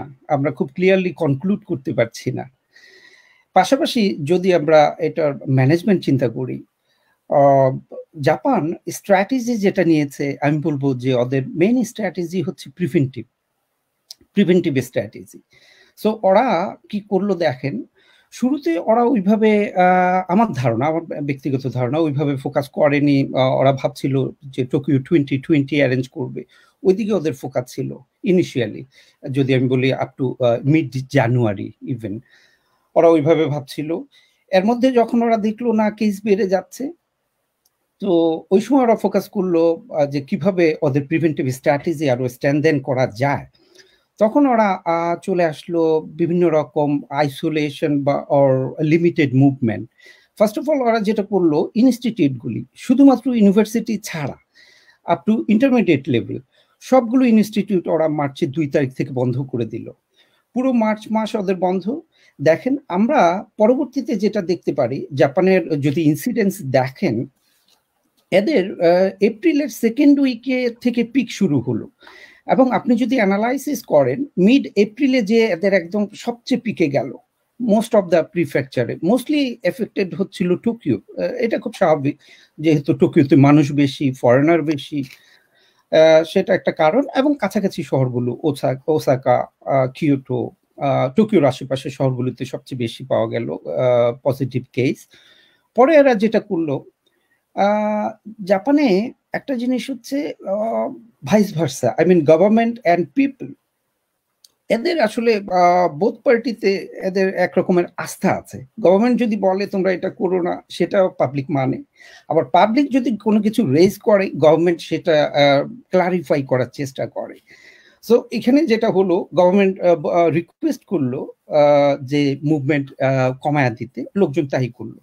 যখন গভর্নমেন্ট অ্যানাউন্স করার পর আমি মার্কেটে গেলাম কিংবা শপিং সেন্টারে গেলাম, যেখানে যাই দেখি যে লোকজন খুবই কম। এবং টিল নাও এরা করলো কি, পরবর্তীতে এসে এপ্রিলে এরা ইমার্জেন্সি, প্রথমে লিমিটেড কয়েকটা শহরে ইমার্জেন্সি ঘোষণা করলো, এবং এপ্রিলের মাঝামাঝিতে যখন ওরা পিকে গেল, তখন ওরা জাপানের প্রতিটা প্রিফেকচারেই এরা ইমার্জেন্সি ঘোষণা করলো। ইভেন আমি যে শহরে আছি সেখানেও। তাতে হলো কি, লোকজনের মুভমেন্ট আরো লিমিটেড হয়ে গেল। তবে আমি যদি আমার ব্যক্তিগত মুভমেন্ট বলি, দেখেন ইউনিভার্সিটিতে আমাদের বলা আছে যে বাসা থেকে কাজ করতে, তবে যদি কারো রিসার্চ পারপাসে কিংবা যেতেই হয়, স্পেশাল পারমিশন নিয়ে যাওয়া যাবে। আমি যাই, আমি প্রতি একদিন পর পরই যাই, বাকি দিনগুলো বাসা থেকেই কাজ করি। আমার অবজারভেশন যেটা হচ্ছে, জাপানিজ বেসিক্যালি এরা ফলো করে যে কোনটা করা দরকার, কোনটা করা দরকার না, বা কোনটা করা ভালো হবে। এরা আমার বিল্ডিং এ যত ফ্যাকাল্টি, আমি দেখলাম যে যখন ইমার্জেন্সি ঘোষণা করলো, খুব লিমিটেড ফ্যাকাল্টি ওরা অফিসে যাওয়া শুরু করলো, বাকিরা বাসা থেকেই কাজ করছেন আপ টু আজকে পর্যন্ত। তো তাতে হলো কি, আপনারা যদি খেয়াল করেন, এপ্রিলের লাস্ট উইক থেকে কিন্তু আমাদের কেস জাপানে ইনসিডেন্স রেট কমে যাওয়া শুরু করলো, এবং এই গত সপ্তাহে কমা শুরু করলো। জাপান গভর্নমেন্ট 5 তারিখ পর্যন্ত ইমার্জেন্সি সিচুয়েশন রেখে দিলেন। এর মধ্যে স্কুল মাঝখানে খুললো মাত্র 2 দিনের জন্য, যখন এপ্রিলের ফার্স্ট উইকে। সেকেন্ড উইকে যখন দেখলো যে না, এই কোভিড-19 আপওয়ার্ডস ট্রেন্ড, তখন গভর্নমেন্ট আবার ডিসিশন নিলেন যে ফেস টু ফেস তো করাই যাবে না, বরং সব বন্ধ করে দিলেন। তো আমার এটা একটা কথা, সেটা হচ্ছে ওরা প্রিভেন্টিভ মেজারে গেলেন। আর পাশাপাশি আরেকটা কাজ করলেন, যেটা এরা অনলাইনে প্রতিটা কেসের হিস্ট্রি আপনি দেখতে পারবেন। আপনি যদি জাপানের কেস ওয়াইজ অ্যানালাইসিস করতে চান, কার বয়স কত, কবে আসলো, কিভাবে করলো, প্রোগ্রেস করলো, আমার এই কথা বলার উদ্দেশ্য হচ্ছে, জাপানে ওদের সুন্দর একটা ডাটাবেস সিস্টেম ওরা ডেভেলপ করলো। এই কোভিড-19 এর কেসগুলো সব অনলাইনে দেখা যাচ্ছে। এটা একটা কাজ ভালো করলেন। আমি জানি না বাংলাদেশের পরিস্থিতি হয়তো বেটার, হয়তো ইমপ্রুভ করছে। এদিকে আরেকটা জিনিস হচ্ছে, এখানে আমাদের কোনো কিছু দাম বাড়েনি। এই ক্রাইসিসে আপনি প্রতিটা জিনিসের দাম অলমোস্ট সেমই আছে, খালি একটা জিনিসের একটু শর্টেজ হচ্ছে ইদানিং, সেটা হচ্ছে আমরা মাস্ক পর্যাপ্ত পাচ্ছি না। তাতে করে দেখা গেল এখানেও লোকজন মাস্ক কয়েকদিন ইউজ করছে, কেউ কেউ সেটাকে আবার ক্লিন করেও ইউজ করছে, রিইউজ করছে, আই মিন। এই ছাড়া এখানে আর কোনো ম্যাটেরিয়ালের তেমন কোনো শর্টেজ নাই, খাবার দাবার পর্যাপ্ত আছে। এবং খাবার দোকানগুলো যদি বলি, রেস্টুরেন্টগুলো খোলা আছে। জাপানে আরেকটা জিনিস হচ্ছে, যদিও ইমার্জেন্সি ঘোষণা করেছে, কিন্তু আপনি যদি রাস্তাঘাটে যান, বাইরে যান, আপনার কাছে খুব অ্যাবনর্মাল মনে হবে না, কারণ রাস্তায় কোনো পুলিশ নাই। কোনো পুলিশ আর্মস নিয়ে দাঁড়ায় নাই, কেউ কাউকে মারছে না, দৌড়াদৌড়ি করছে না, কাউকে জিজ্ঞেসও করছে না যে আপনি কোথায় যাচ্ছেন, কেন যাচ্ছেন। আসলে জাপানে যেটা হচ্ছে, আমার অবজারভেশন, যার দরকার হচ্ছে, যার আনঅ্যাভয়েডেবল কোনো পারপাস আছে, সেই কিন্তু বেরোচ্ছে, হয় খাবার কিনতে যাচ্ছে কিংবা অন্য কোনো ইমার্জেন্সি পারপাসে যাচ্ছে। এটা একটা বড় মানুষের একটা বড় বিহেভিয়ার। মশির ভাই, আমি আপনাকে একটু এখানে থামাতে চাই। আমি বুঝতে পেরেছি যে জাপানে মানুষ যেভাবে সচেতনতা দেখাচ্ছে সেটার একটা কারণ, তারা সচেতন, এটা একটা তো বিষয় আছে। তারপরেও তারা সরকার যেটা বলছে তার উপরে তাদের একটা আস্থা আছে, যে কারণে সরকার যে ইনফরমেশনটা দিচ্ছে সেটা তারা মানছে। এই কারণে হয়তো সরকার যেটা চাচ্ছে সেটা তারা কার্যকর করতে পারছে। আমি রওশনা ম্যাডামের কাছে একটু যেতে চাই। ম্যাডাম, আপনার কাছে জানতে চাই, আপনি বলছিলেন যে প্রথম দিকে আমরা এটাকে ততটা গুরুত্ব দেইনি, যে কারণে অনেকগুলো ঘটনা ঘটে গেছে। গার্মেন্টস খোলার ঘটনাটা আপনি বলছিলেন, যদিও স্কুল কলেজগুলো বন্ধ করে দেওয়া হয়েছিল সময় মতোই, এবং সরকার কিন্তু প্রণোদনা ঘোষণা করেছিল, এবং সেই প্রণোদনার একটা অংশ হিসেবে আমরা দেখেছি যে সাধারণ মানুষ, যারা খেটে খাওয়া মানুষ, আপনি বলছিলেন যারা দিন আনে দিন খায়, তারা কিভাবে চলবে, তাদের জন্য কিন্তু খাবারের ব্যবস্থা করা হয়েছিল, এবং সেই চাল কিভাবে কোথায় চলে গেছে সেটা আমরা দেখেছি। তো আপনি বলছিলেন যে প্রস্তুতি তখন থেকেই কিছুটা সমস্যা হয়েছে, কিন্তু যখন আমরা বুঝতে পারলাম যে আমাদের প্রস্তুতির ঘাটতি আছে, আমরা কিছু ভুল করে ফেলেছি, তারপরে কি মনে হয় যে আমরা সেই ভুলগুলো সংশোধন করে নতুন কিছু উদ্যোগ নিতে পেরেছি? আমরা প্রতি মুহূর্তে দেখছি এই চাল কারচুপি, চাল চুরির পাশাপাশি আমরা দেখছি পত্রপত্রিকায়, আমার নিজের কথা না, পত্রপত্রিকার কথা আমি যে রেফারেন্স দিতে পারবো, পত্রপত্রিকায় বলা হচ্ছে যে মাস্ক চিকিৎসকদের জীবন রক্ষা করবে, তাদেরকে প্রোটেকশন দিবে, সেই মাস্ক, সেই নকল মাস্ক সরকারি পর্যায়ে ডাক্তারদের ব্যবহারের জন্য সরবরাহ করা হয়েছে। এবং সে নিয়ে কথা বলাতে আমরা জানি যে খুলনার একজন ডাক্তার এবং মুগদা হাসপাতালের একজন ডাক্তার, একজনকে খুলনার যে ডাক্তার মঞ্জুর মোর্শেদ পরিচালক, ওনাকে বদলি করা হয়েছে। শহীদ মোহাম্মদ সাদিকুল ইসলাম মুগদা হাসপাতালের, ওনাকে ওএসডি করা হয়েছে। আমরা এগুলো পত্রপত্রিকায় দেখছি, এবং এই মাস্ক যারা বিতরণ করেছেন এই বিষয়ে স্বাস্থ্য অধিদপ্তরের কথা যে বক্তব্য, সেটা অনেক হতাশাজনক। তারা অনেকটা, যারা সাপ্লাই দিয়েছে তাদেরই সাফাই গাচ্ছিল, তারা বলছিল যে এটা ভুল হয়েছে। তো ভুল হয়েছে বলাটা আসলে এই পরিস্থিতিতে ভুলের মাসুলটা তো যে ভুল করে তাকে দিতে হবে কিছুটা হলেও, কারণ এটার সাথে মানুষের জীবন জড়িত। তো এই বিষয়গুলো হচ্ছে, এবং আমরা এটাও দেখছি নোয়াখালীতে একজন ডাক্তার এই মাস্ক নিয়ে সমালোচনা করায় তাকে শোকজ করা হয়েছে। এরকম অনেক তথ্য আছে, এবং আমরা দেখছি যে যার পরিণাম আমাদের ডাক্তাররা ব্যাপকভাবে আক্রান্ত হচ্ছে। আমি যদি একটা সংগঠন আছে, foundation for doctor safety right and responsibilities, FDSR, তাদের তথ্য মতে তারা বলছে, গত 25শে এপ্রিলের তথ্য মতে তারা বলছে 371 জন ডাক্তার আক্রান্ত হয়েছে তাদের হিসাব মতে। এই সংখ্যা আরো বেশি এতদিনে।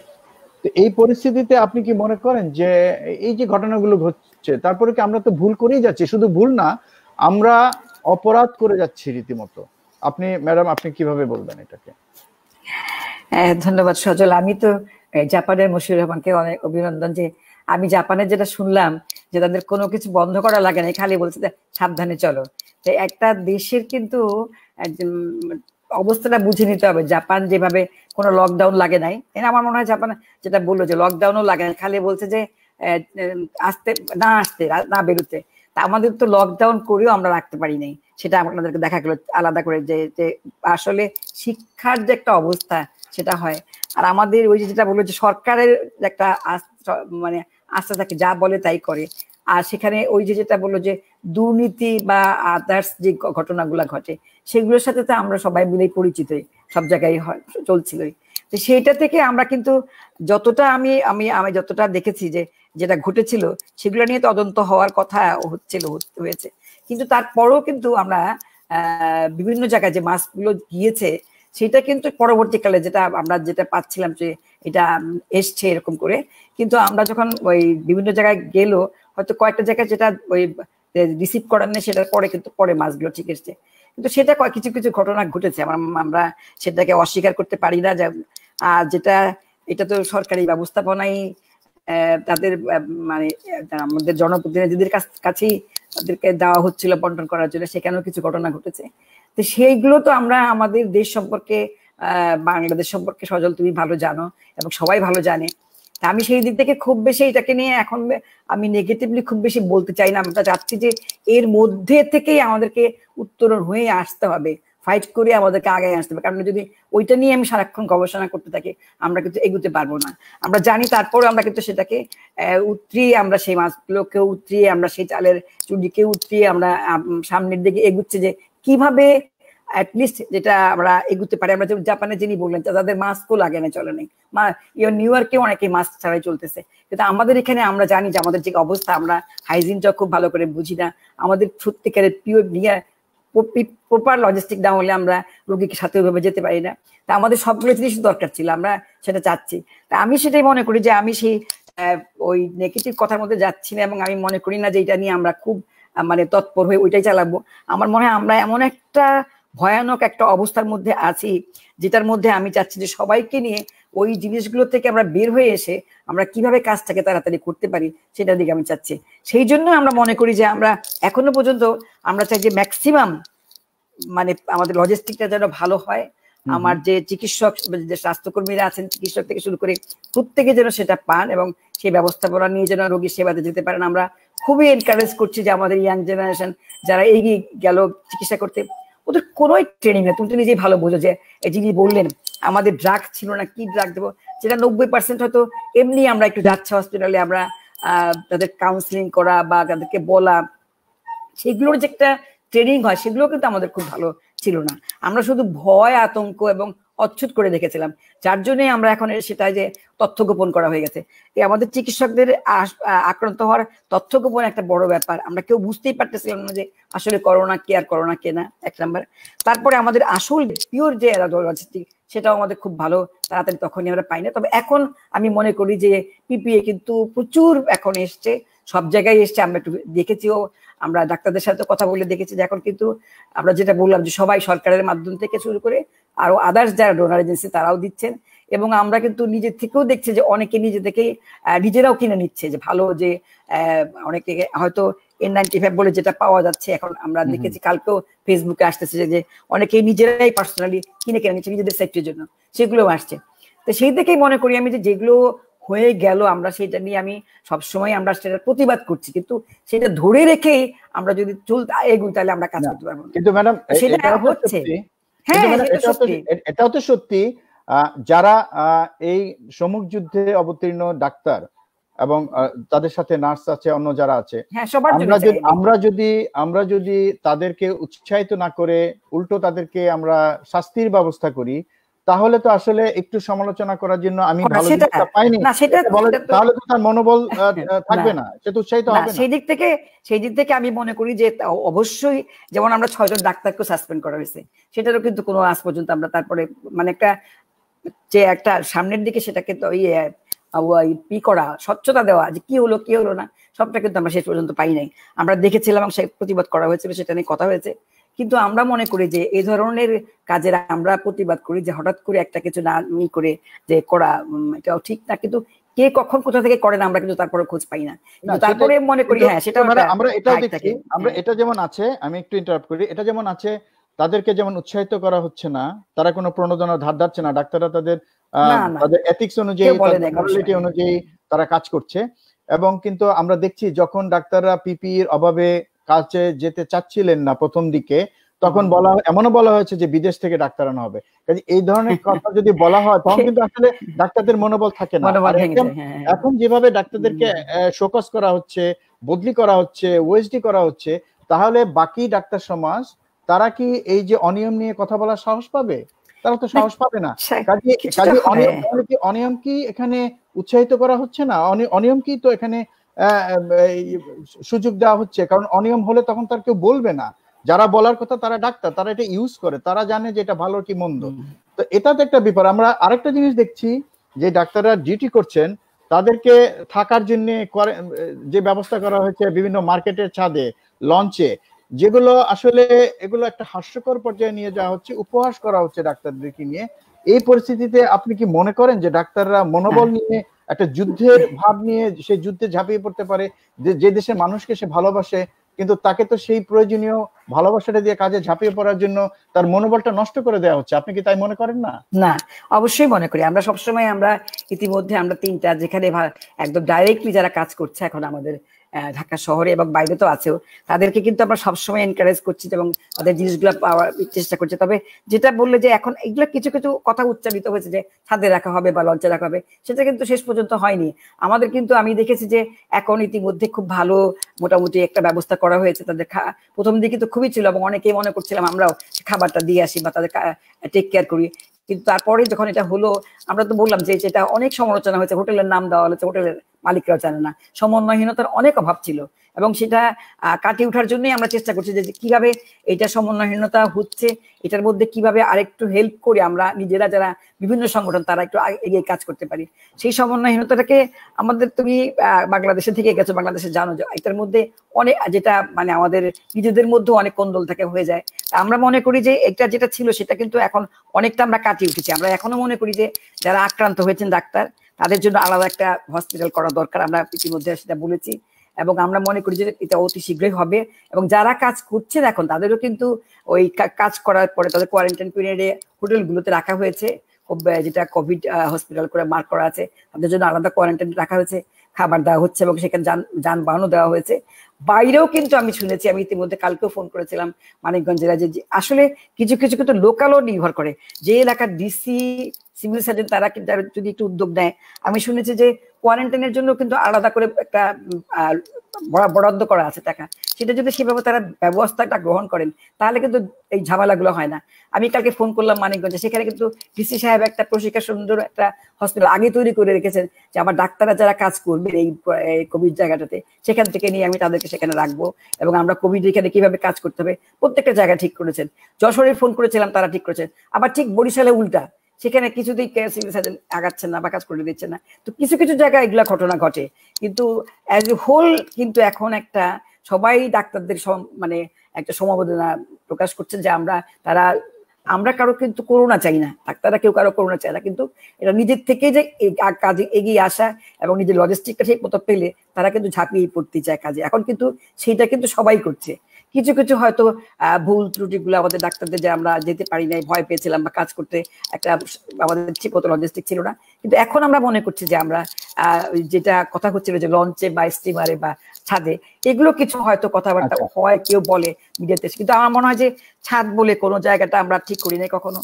আমি দেখেছি এর মধ্যে ওই জায়গাটাতে যে সেখানে কিন্তু কেউ কখনো বলে নাই, আমরা ঠিক করি নাই কোনো সময়।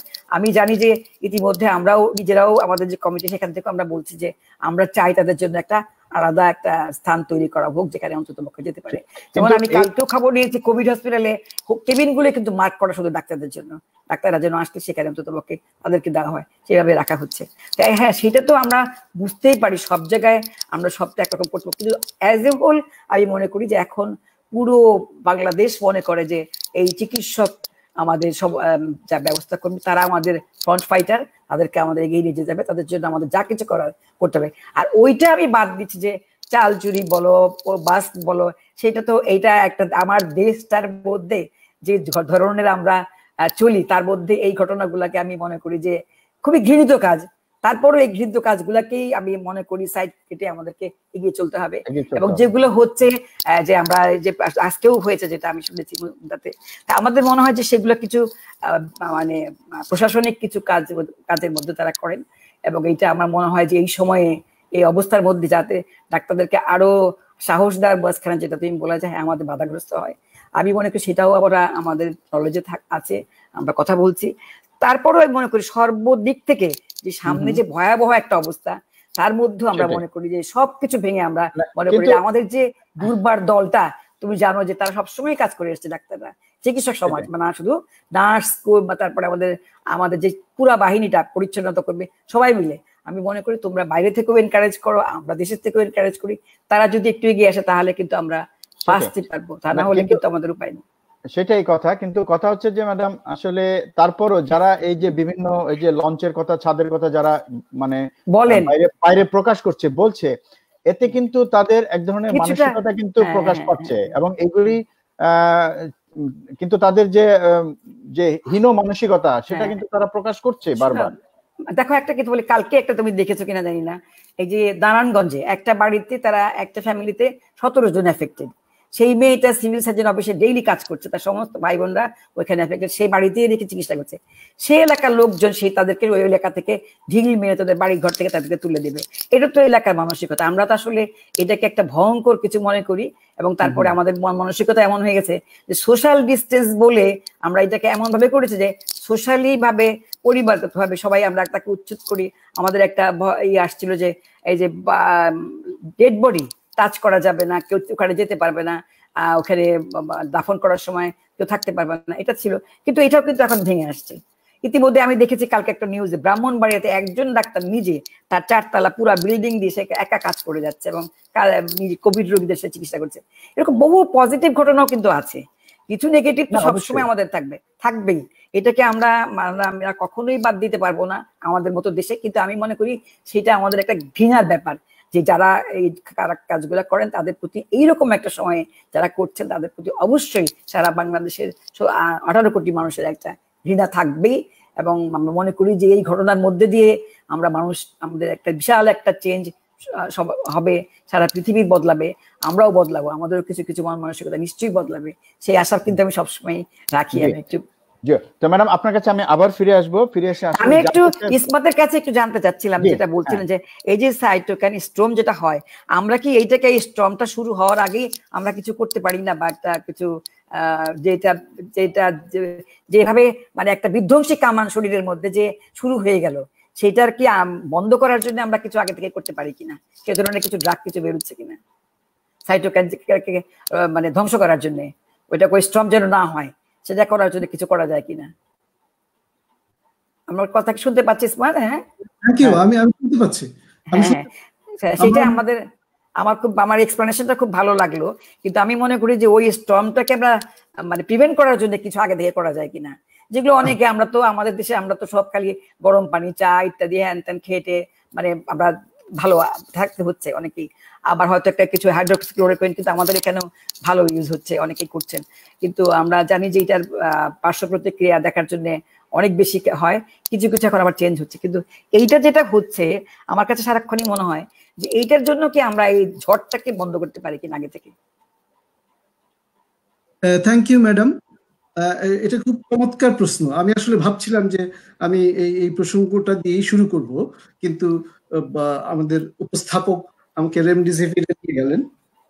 তো আমি এর আগে আমি আরেকটু ব্যাপারটা যখন জানতে চাচ্ছেন, আমার মনে হয় সবারই এই প্রশ্নে এই ব্যাপারটা একটু জানার আছে।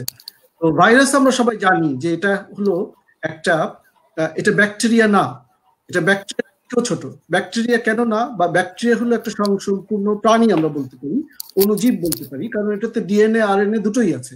কিন্তু ভাইরাসের অসুবিধাটা হলো ভাইরাসের দুটোর একটা আছে, আইদার ডিএনএ অথবা আরএনএ। তো আমাদের এই ভাইরাসটার, এই করোনা ভাইরাসটার যেটা নিয়ে আমরা কথা বলছি, সেটা শুধু আরএনএ আছে, ডিএনএ। যেহেতু আরএনএ নেই, এটার বংশ বিস্তারের জন্য এটা ডিএনএ দরকার, অথবা অন্যান্য জিনিসপত্র দরকার যে এটাকে বংশ বিস্তার করার জন্য। সেই জন্য এটাকে একটা সুস্থ কোষকে আক্রমণ করতে হবে। সুস্থ কোষকে আক্রমণ করার আগে আমরা যাচ্ছি যে সুস্থ কোষকে আক্রমণ না করা পর্যন্ত কিন্তু এটার স্থায়িত্ব খুবই সীমিত। যেমন আমরা বলি যে কোনো কিছুতে, এমনকি তামার মধ্যে থাকবে এটা 4 ঘন্টা তামার উপরে, অথবা একটা কাগজের উপরে কয়েক ঘন্টা, বা আমাদের হাতে যে আছে হাতেও কিন্তু বেশিক্ষণ থাকছে না, এবং হাতের কোষগুলিতে কিন্তু এটা ঢুকছে না।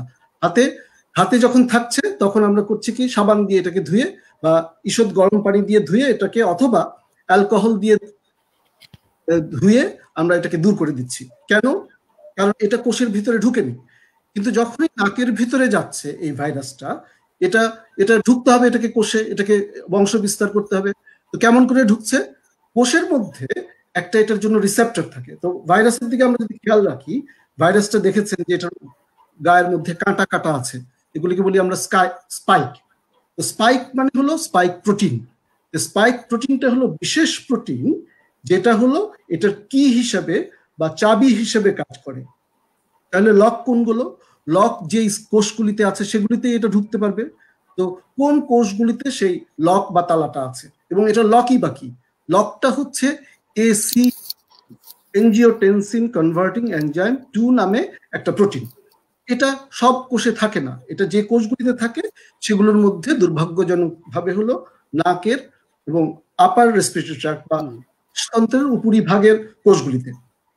তো শ্বাসতন্ত্রের উপরিভাগের কোষগুলিতে ACE2 নামের এনজাইমটা বা এই লকগুলি কিন্তু খুব বেশি পরিমাণে থাকে না। সেজন্য এটার কাজ হলো ভাইরাসটা ঢুকে ওই লকটা খুলে ঢুকে এটাকে বংশ বিস্তার করতে থাকে। তাহলে আমাদের শ্বাসতন্ত্রে যখন চলে যাচ্ছে তখন কিন্তু সে আর হাতের মতো না, বা অন্যান্য সারফেসে বা অন্যান্য জায়গায় ভাইরাসটা যেমন করে আছে নাকের ভিতরে বা শ্বাসতন্ত্রের উপরিভাগে তেমন করে নাই, এটা গায়ের মধ্যে উপরে পড়ে নেই, এটা কিন্তু কোষের ভেতরে অলরেডি ঢুকে গেছে। কোষের ভিতরে যে ম্যাডাম যে কথাটা বললেন যে অলরেডি ইতিমধ্যে আমাদের একটা আমাদের অনাক্রম্য ব্যবস্থা বা ইমিউন সিস্টেমকে অলরেডি জাগ্রত করে দিয়েছে, অলরেডি জাগিয়ে দিয়েছে। তাহলে এই জাগ্রত হওয়াটা কিন্তু আমাদের দরকার, কারণ এই ভাইরাসটাকে আমাদের দূর করা দরকার। কিন্তু এটা যখনই বেশি হয়ে যায় তখনই এটা ক্ষতিকারক। তো এই ফাইন ব্যালেন্সটা আমাদেরকে পেতে হবে। আমরা যদি একেবারেই এটাকে ইমিউন ব্যবস্থাটাকে ধ্বংস করে দিই, যে সাইটোকাইন একেবারেই প্রডিউসার হতে পারবে না, কিন্তু আমরা এই ভাইরাসটাকে দূর করতে পারবো না।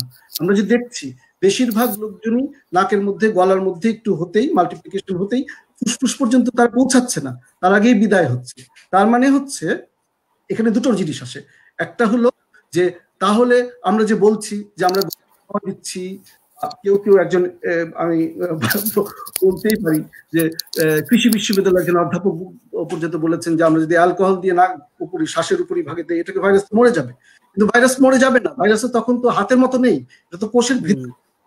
আমাদের যে গরম পানি দিয়ে, চা দিয়ে, লেবু দিয়ে যেটা জিনিসগুলোর কথা বলা হচ্ছে যে গলায় যতক্ষণ আছে ততক্ষণ আমরা এটাকে মেরে ফেলতে পারি ইচ্ছা করলে, সেগুলো দিয়ে আমাদের গলার কোষগুলিকে মারতে হবে। তা কেউ কি রাজি হবেন যে তার শ্বাসতন্ত্রের আমি কোষগুলিকে জ্বালিয়ে দিই?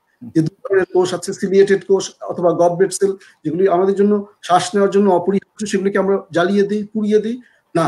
সেগুলো যেহেতু সম্ভব না, ওই ভাইরাসটাকে গলার মধ্যে বা শ্বাসনালীর মধ্যে পুড়িয়ে দেওয়া সম্ভব না। তারপরে কি ঘটছে?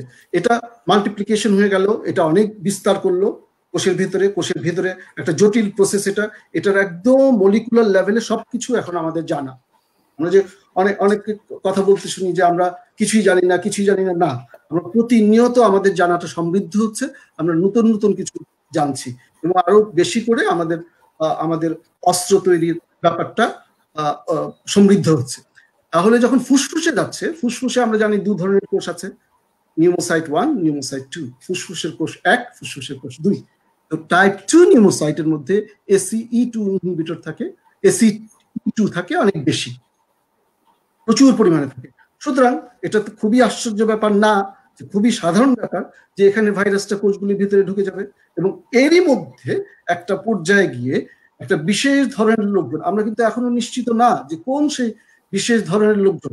আমরা প্রথমে ধারণা করেছিলাম যে এরা বয়স্করা, যারা 65 ঊর্ধ্ব, তারপরে ধারণা করেছি যে যাদের কার্ডিওভাস্কুলার ডিজিজ আছে, যাদের ডায়াবেটিস আছে, যাদের শ্বাসতন্ত্রের গোলমাল আছে।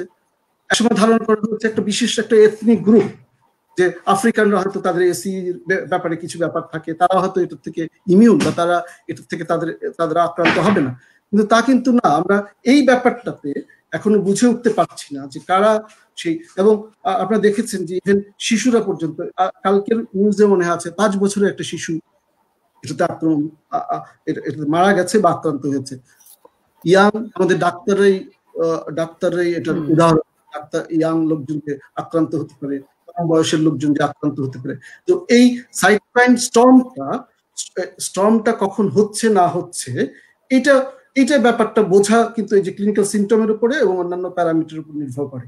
এখানে আরেকটা কথা আমি বলা দরকার মনে করছি, যে এই সাইটোকাইন স্টর্মের জিনিসটাকে তো আমরা অ্যাড্রেস করলাম, এটাকে অলরেডি অ্যাড্রেস করা হয়েছে। এবং এই যে ইমিউনিটির কথা ম্যাডাম বললেন, এটাকে কিন্তু আমাদের একটা আর্মে আমি বলেছি অল্প করে, ডেক্সামেথাসোন কিন্তু কাজ করে এখানে। এই যে আমাদের ইমিউনিটি যাতে হঠাৎ করে বেশি প্রবল না হয়ে যায়, সেজন্য আমরা কিন্তু ডেক্সামেথাসোন দেই এবং এটা সর্বজন স্বীকৃত, সর্বজন গৃহীত। সেই ডেক্সামেথাসোন কিন্তু একটা লো ডোজে 66 মিলিগ্রামে আমাদের এই রিকভারি ট্রায়ালের মধ্যে আছে। তো সুতরাং ম্যাডাম যে প্রশ্নটা করেছেন যে আমরা স্টর্ম হওয়ার আগে এটাকে ধরতে পারি কিনা, এটাকে চাপা দিতে পারি কিনা, সেই জিনিসটা কিন্তু আমাদের রিকভারি ট্রায়ালে বিজ্ঞানীরা অলরেডি অন্তর্ভুক্ত করেছেন। আমরা এটার জবাবটাও শিগগিরই পাবো। আচ্ছা, সেটা চাচ্ছি। ধন্যবাদ ইসমাত কবির ভাই। আমি এখন একটু মশিউর ভাইয়ের কাছে যেতে চাচ্ছি। তো মশিউর ভাই, আপনি জাপানের কথা বলছিলেন যে আপনার মাইক্রোফোনটা মিউট করা আছে, আপনি এটা একটু আনমিউট করবেন কি? হ্যাঁ, সো জাপানের কথা বলছিলেন। তো সেই প্রেক্ষাপটে আমরা বাংলাদেশের কথা শুনলেন, বাংলাদেশের আমাদের ভুল ত্রুটিগুলি আপনি জানেন, যেহেতু আপনি বাংলাদেশে অবশ্যই জানেন, এবং ম্যাডাম সেগুলো অনেকগুলাই উনি আসলে স্বীকার করে নিয়েছেন যে কিছু ভুল হয়েছে, এবং এই ভুলকে অতিক্রম করে আমরা আরো কিভাবে শুধরে নিয়ে এগোতে পারি সেটাই আসলে কথা। না হলে আসলে এই পরিস্থিতিতে তো আমাদের রেহাই নেই কারোই, রাইট? তো আপনার কি মনে হয় আমরা আসলে কি কন্ট্রিবিউট করতে পারি, আপনার অভিজ্ঞতা থেকে কি মনে হয়? থ্যাংক ইউ সজল ভাই। আমি যদি কম্পেয়ার করি রসনারা ম্যাডামের এক্সপিরিয়েন্স বাংলাদেশের প্রেক্ষাপট এবং জাপানের প্রেক্ষাপট কম্পেয়ার করি, তাহলে ফার্স্ট অফ অল আমি বলতে চাই যে প্রিপারেশন ভেরি ইম্পর্টেন্ট। প্রিপারেশনের দিক থেকে যদি চিন্তা করি, জাপান নো ডাউট এরা খুব ভালোভাবেই প্রিপারেশন ছিল। এবং আরেকটা জিনিস দেখেন, ওয়ার্ল্ড ওয়াইড কোভিড-19 যেটা করছে, ফার্স্ট অফ অল একটা ভয়, একটা প্যানিক সৃষ্টি করছে কমিউনিটিতে বলেন, দেশে বলেন। জাপানে কিন্তু ভয়টা আছে, প্যানিকটা নাই। প্যানিকটা কেন নাই? আমরা সবাই জানি যে এখানে ভালো একটা প্রিপারেশন আছে। পাশাপাশি আমার রিয়েলাইজেশন হচ্ছে বাংলাদেশে আরেকটা শর্টেজ, যেটা কোঅর্ডিনেশন, যেটা অলরেডি রসনারা ম্যাডামও বললেন। কোঅর্ডিনেশনের প্রশ্নে জাপানে খুব একটা গ্যাপ নাই, গ্যাপ বলা যাবে না, এদের খুব ভালো কোঅর্ডিনেশন আছে। আর আরেকটা জিনিস হচ্ছে, এদের যদি কিছু শর্টেজ থাকে সেটাও এরা বলে যে কোথায় এদের শর্টেজ আছে, গ্যাপ আছে, যেটা বাংলাদেশে বলা যায় না। আমি সজল ভাইয়ের প্রসঙ্গ ধরেই বলবো, উনি উদাহরণ দিলেন বাংলাদেশের কিছু ঘটনা, যেসব ডাক্তাররা বা যেসব হেলথ প্রফেশনালরা মাস্কের কোয়ালিটি নিয়ে কোশ্চেন করলেন।